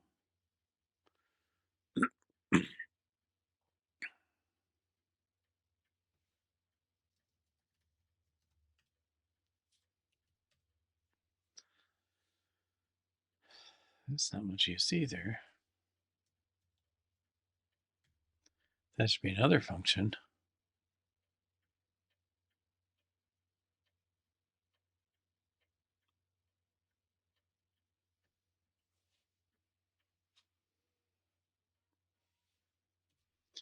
All right, what if I print op of A, B? That sure seems legal to me. Op takes 2 ints, and it's given 2 ints.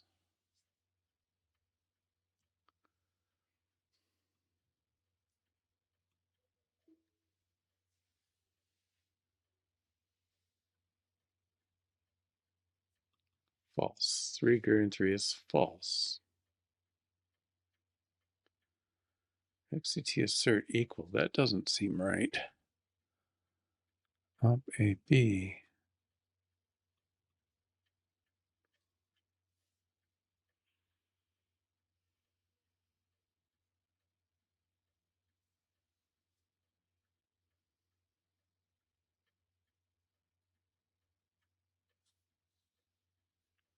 This is maybe not the right check.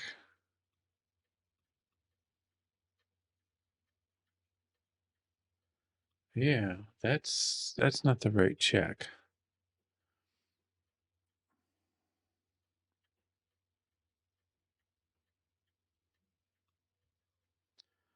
This property check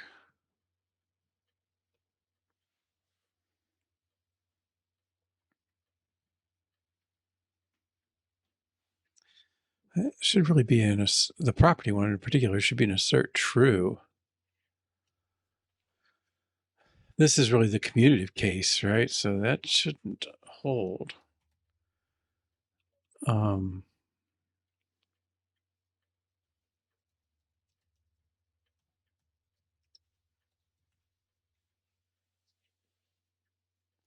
Well, I don't even need to assert anything.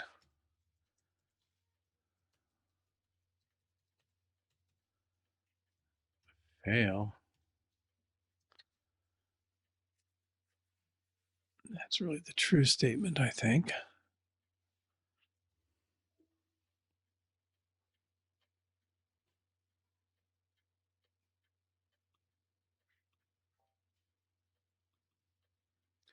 Okay, now it's failing. Property does not hold for 3.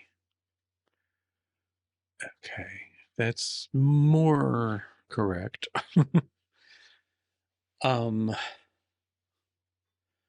Test reflexive fails. Failed property reflexive does not hold for. I think I got to do a single property, single value one. So the test should look like this.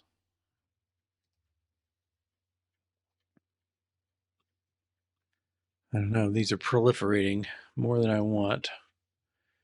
Check property. I just need one value with a function that goes to itself to Boolean. And this is a op.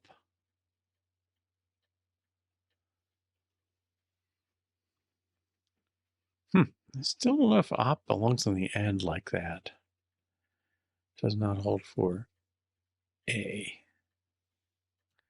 Okay. That I think should pass.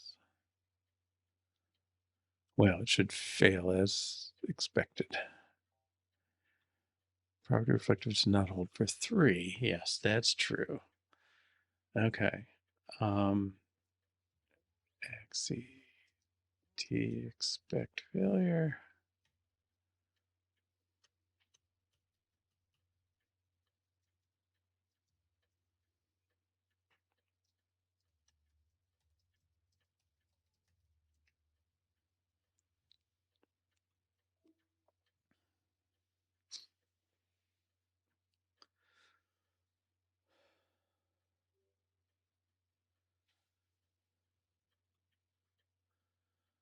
Right. Okay. Well,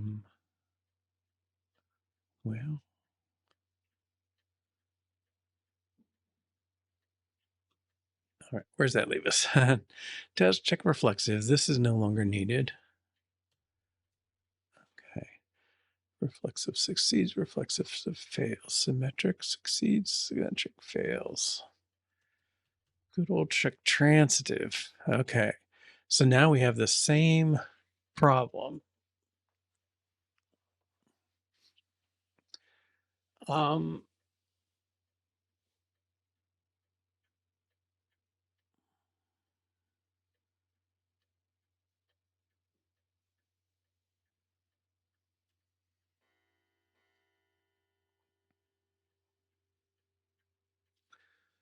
Right. Okay, so let's make this check transitive succeeds. And we're going to need a test transitive fails. And I think if we do 3, 4, 3 not equal. Okay, so 3 not equal 4 true, 4 not equal 3 true, but 3 not equal 3, well, that's false. Okay, it is equal to it. Okay. This we want to be a check property, and like we want a 3 value one. Check property A, well, 3, 4, 5 less than yeah, less than is transitive and transitive. Okay, and we can keep the old one. Okay. And this one is a 3 value property on a 2 value operator. 2 value predicate. Okay, so this is A of T B C.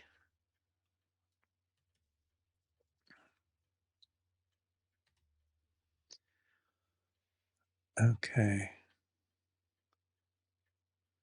I'm trying to create a test package or test framework that will deal with all these algebraic properties.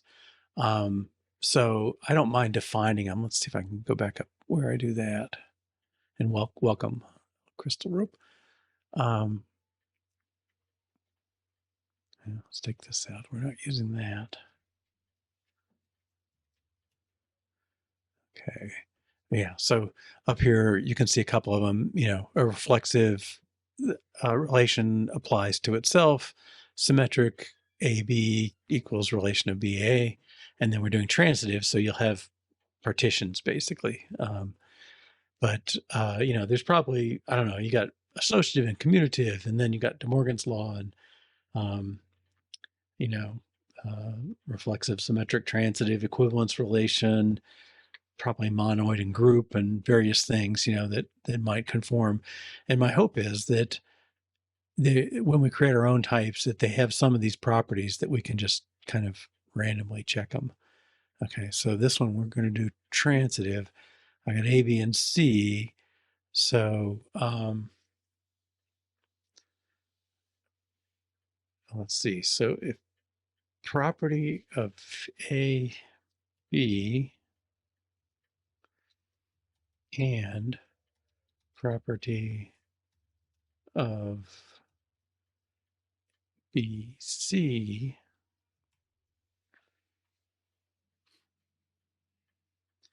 Okay, so if A greater than B, if A is less than B and B less than C, then we want to check that property function A less than C. Okay, so if they're true, well, maybe I got to do this a little more correctly. If A and B,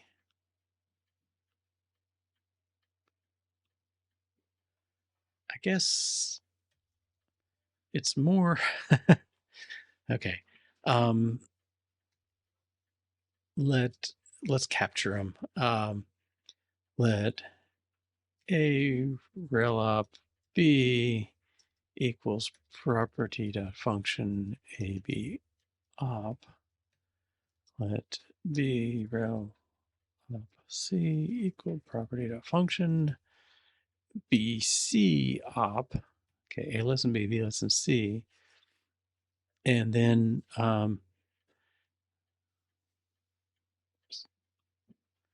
it's a little weird because we're digging this function out of the enum. Okay, so if A less than B and B less than C,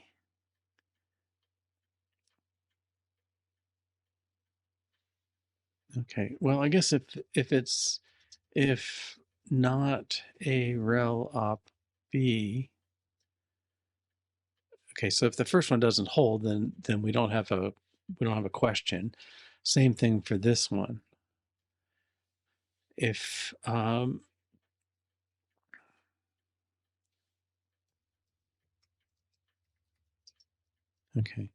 so if the first condition doesn't hold, so if you got 4 versus 3 versus 5, 4 is not less than 3, the first condition doesn't hold, and we don't have a anything to stand on for our relation. Okay, now if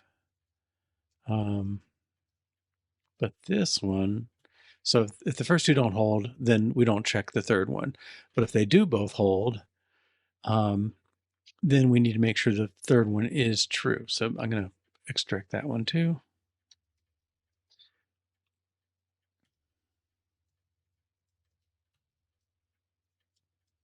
Okay, so again, A less than B, B less than C, A less than C. So if A is not less than C, B, then we don't have anything to stand on for our test.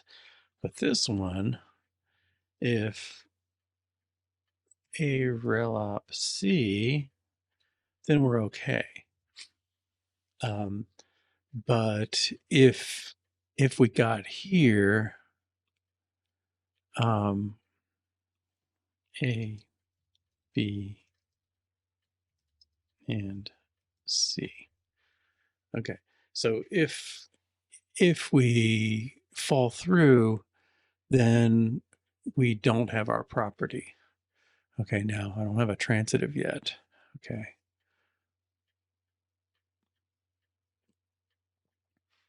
Transitive is another property, a binary predicate. Okay, so returns a Boolean.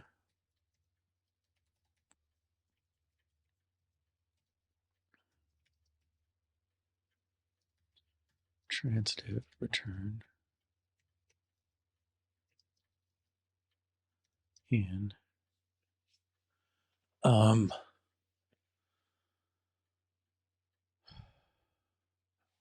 guess it's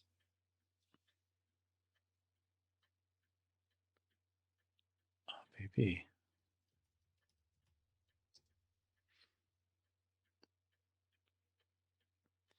Okay, so you're passing in, this is going to get called one time with two values. So if we call it with less than, we get that back. Okay, is that?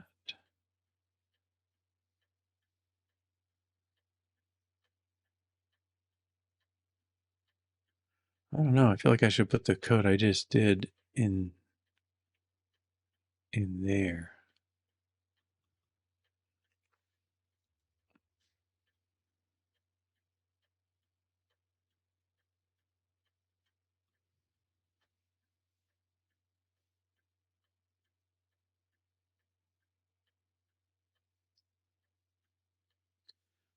Okay. I want this to read like the transitive law. Okay. Op A and B.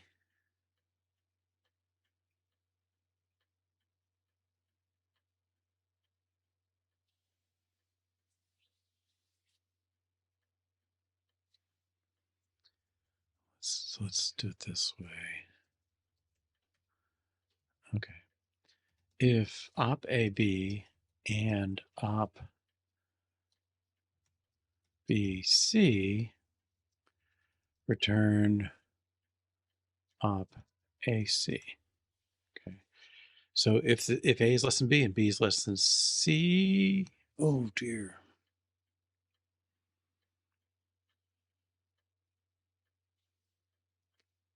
Hmm.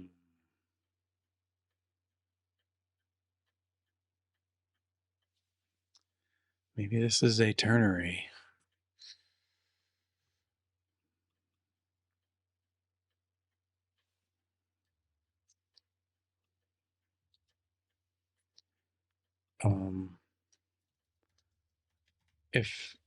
If not both A less than B and B less than C, then we just say return true.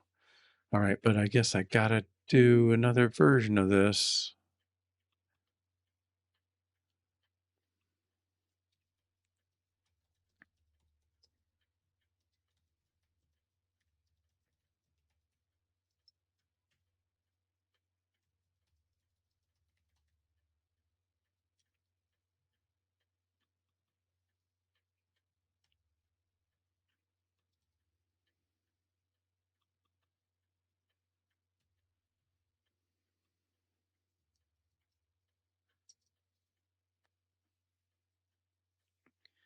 There may be too many variations. I don't know.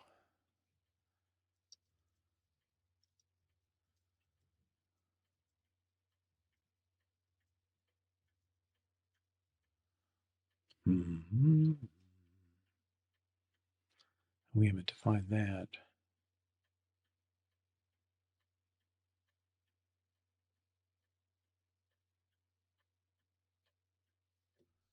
Ternary predicate.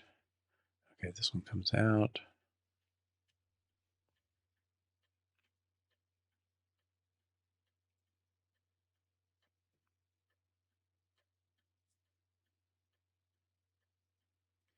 I don't know. I feel like I could write this better.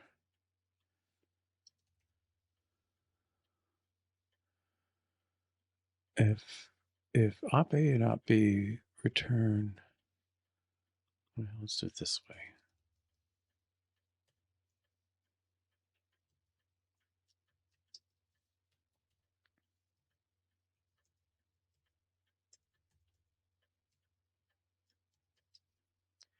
I don't know if I really want to use this ternary.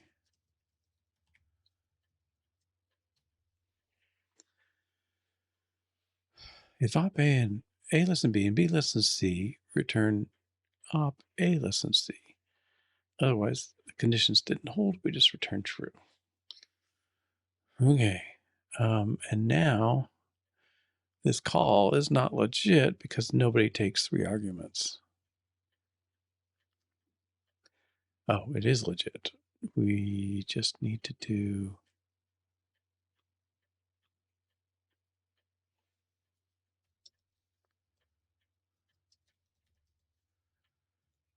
get this stuff out of here. Okay, how's that looking? All right, so if our property, if our 3-way property, this is a ternary predicate. Okay, if our 3-way property holds, we return, otherwise we say it does not hold. Okay. Check transitive, check property.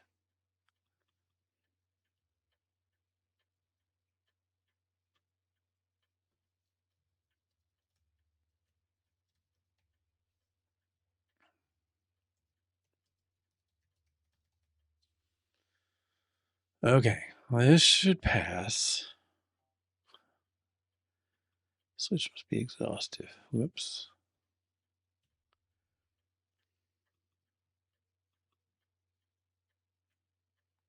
Check reflexive.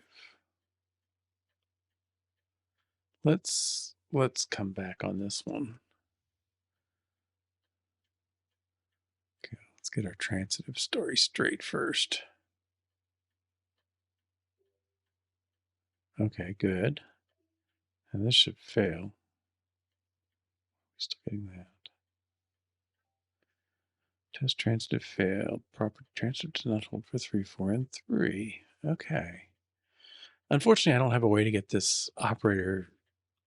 I would love a string eyes. Okay, but now this becomes one of our check expect failures.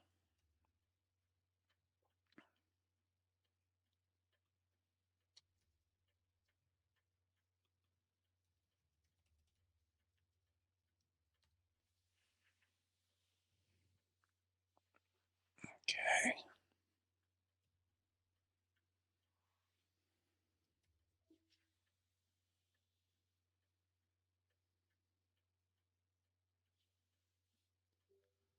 Okay, and that's the warning we get that's in gray because it's expecting a failure. Okay, now is anybody calling check transitive? Probably just that one test on the bottom. Yep. Okay. So let's do our check reflexive.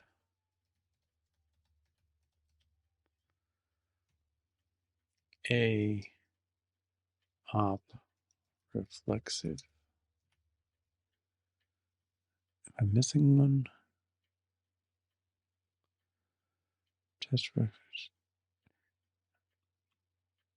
No, this should be this.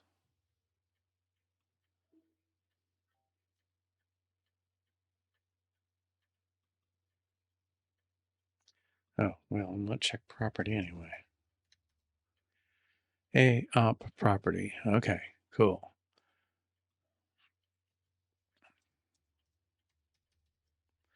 So we'll check A, B, and C. This is a little redundant, maybe. Okay.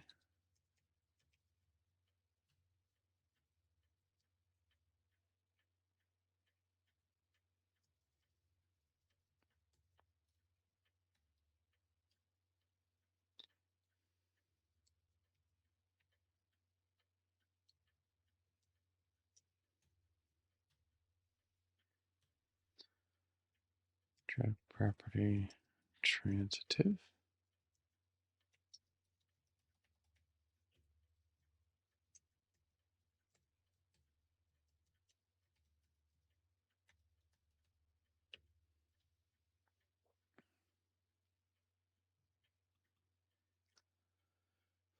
I think he's just not awake.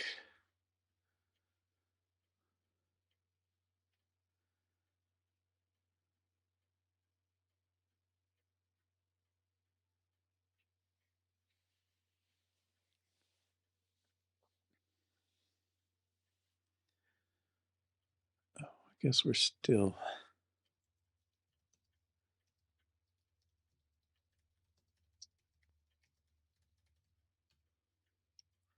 It's probably a more accurate statement.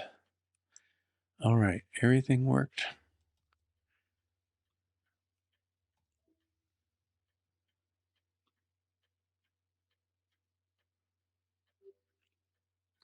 All right.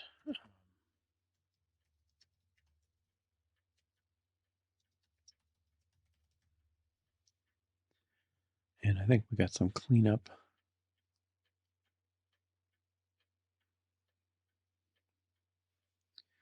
Okay, so tests, check property, check transitive should go away.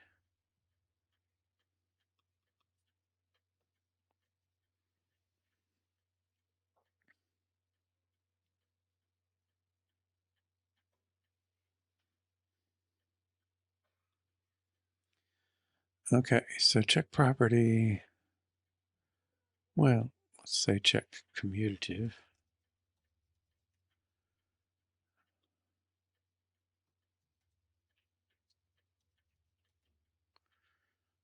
Okay. That's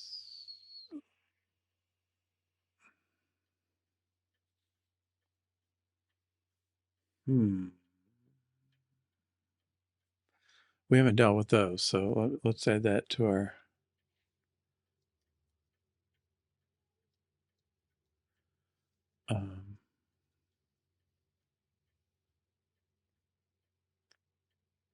what did I just do?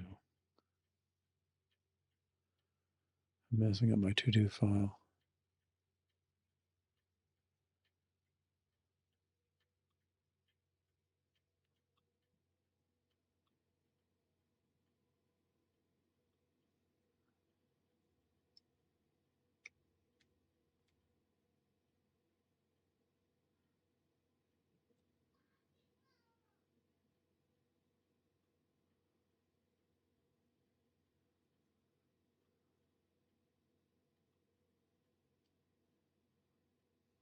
What is it?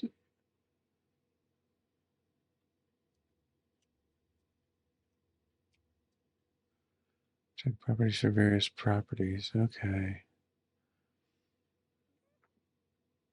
Make all pairs versions of all laws. That's future work. Test drive real versions. That's kind of what we've been doing all day. Real versions of property tests.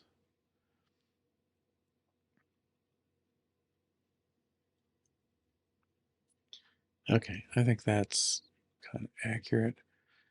And then let's look at the tests just by themselves. 3 equals, would that be better? Equals 3 reflexive, equals 3, 4 reflexive, symmetric,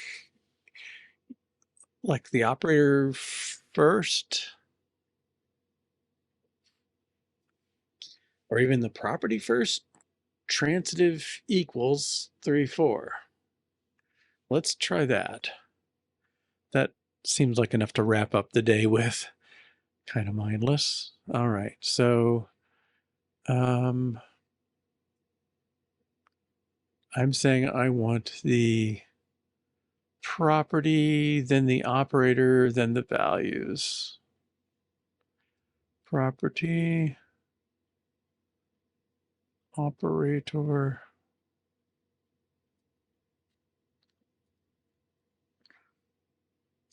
then the values, property,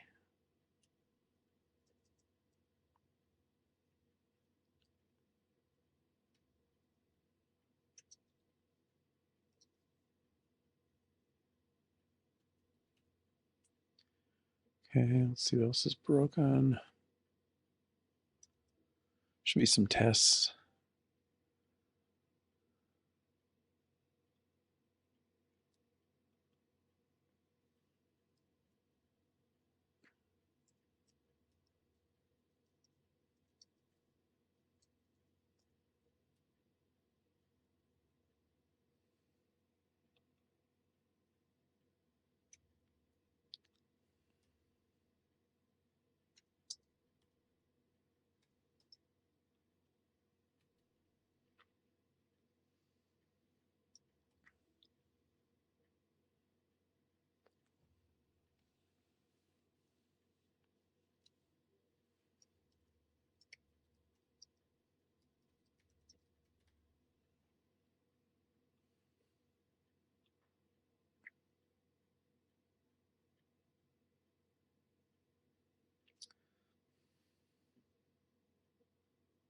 I don't know, maybe it would be better commutative last. Minus 3, 4 commutative.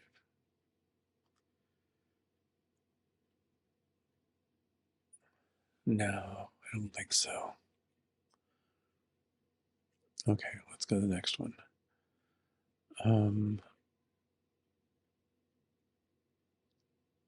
Property.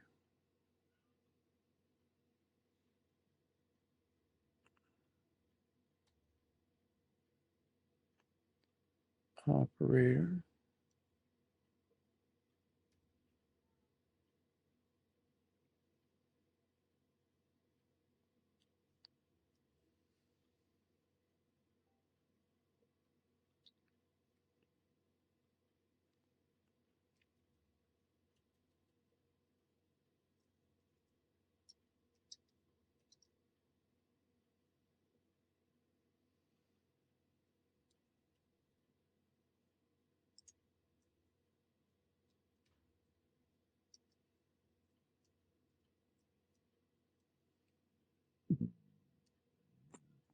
Excuse me, sorry.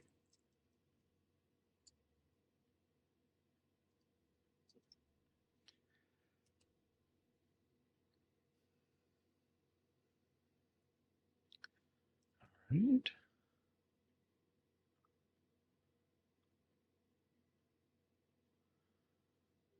And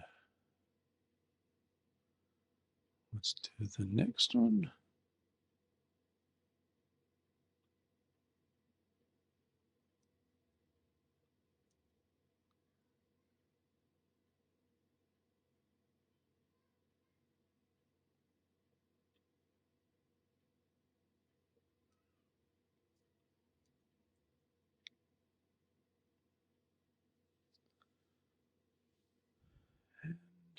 Well, let's just do the next two. I think we'll take a little bigger step.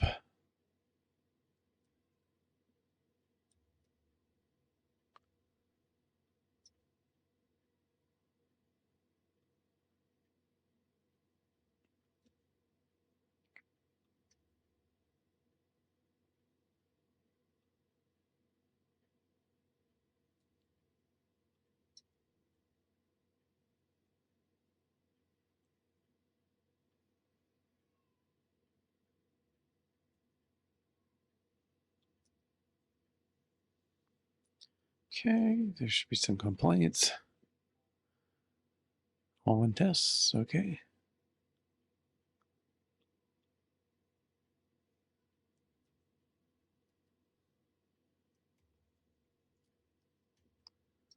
Less than.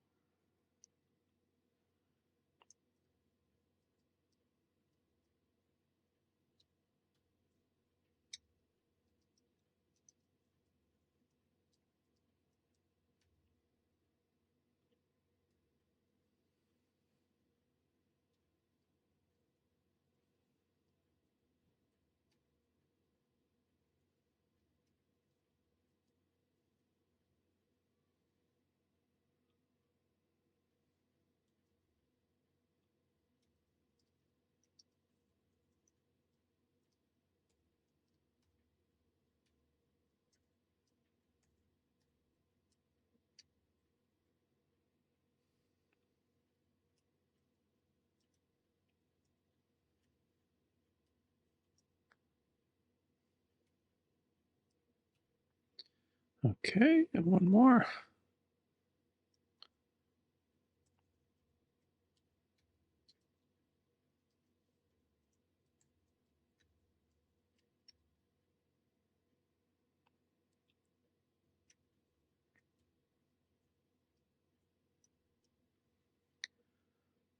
Okay, did we get them all?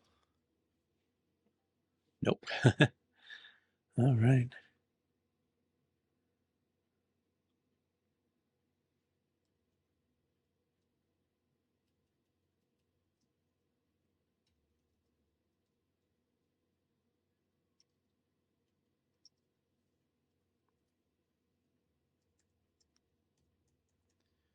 Greater than.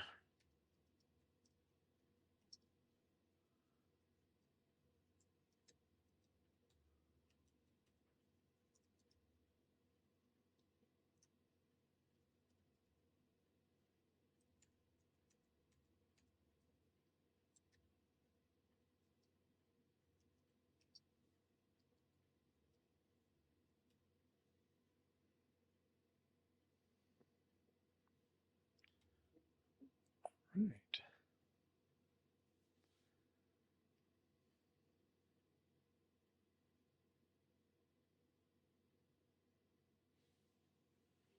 That should all pass. Great. Okay, so we swap order of arguments. So property, then operator, then values.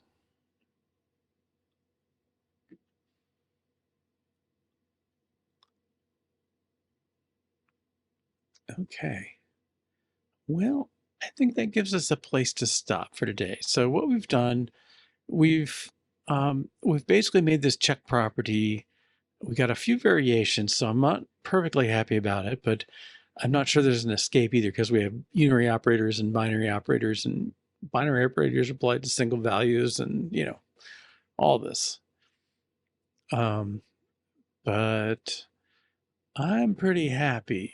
We'll have to look at this one. Yeah, so let's make that our next to do. Did I lose that? Here we go.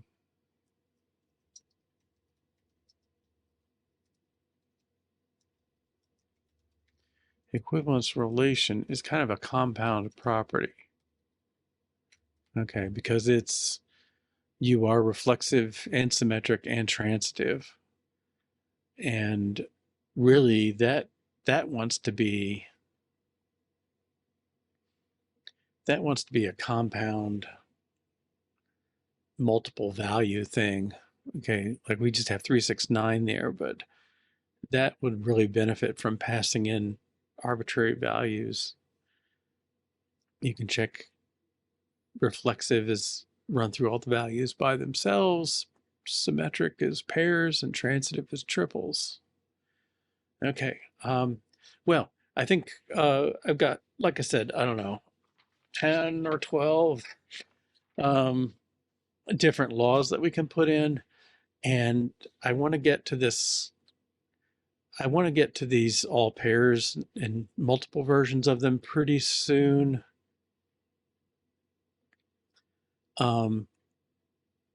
Because,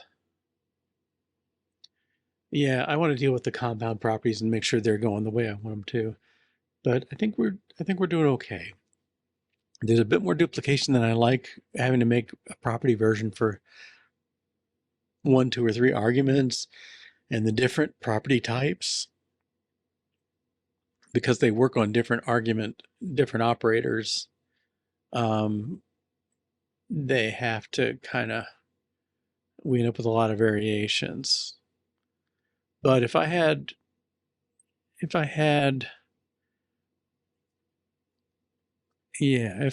once I get them all the combinations, I don't think it's going to grow. They're sort of like unary, binary, ternary, and then they could be applied to 1, 2, or 3 values in some sort of sense. So we'll see. All right. Well, thanks for joining today, and I hope I catch you in the future again sometime. Take care. I should point out. Let's see. Where's my link? New article today. Kind of came out of the work we were doing on the music adapter before, but the replace method with method object refactoring. You get a situation where you want to extract something and you find out that like every local variable ends up as an argument to this function. Yeah, that's ugly. So replace method with method object takes care of that for you. And there's a video. And if you want the 1-page version of this, that's available too. So take a look if you are interested in refactoring it all, and that'll be fine. And then the other thing going on is I'm starting a new series of comics, and I'm starting with Swift UI and kind of all the variations of data values that come with them. So we'll continue making those and see how that goes as well. All right. Once again, thanks for joining, and I'll be back Monday, 1 to 3:30 p.m. Eastern Time or 6 to 8:30 p.m. UTC. Take care. Bye-bye.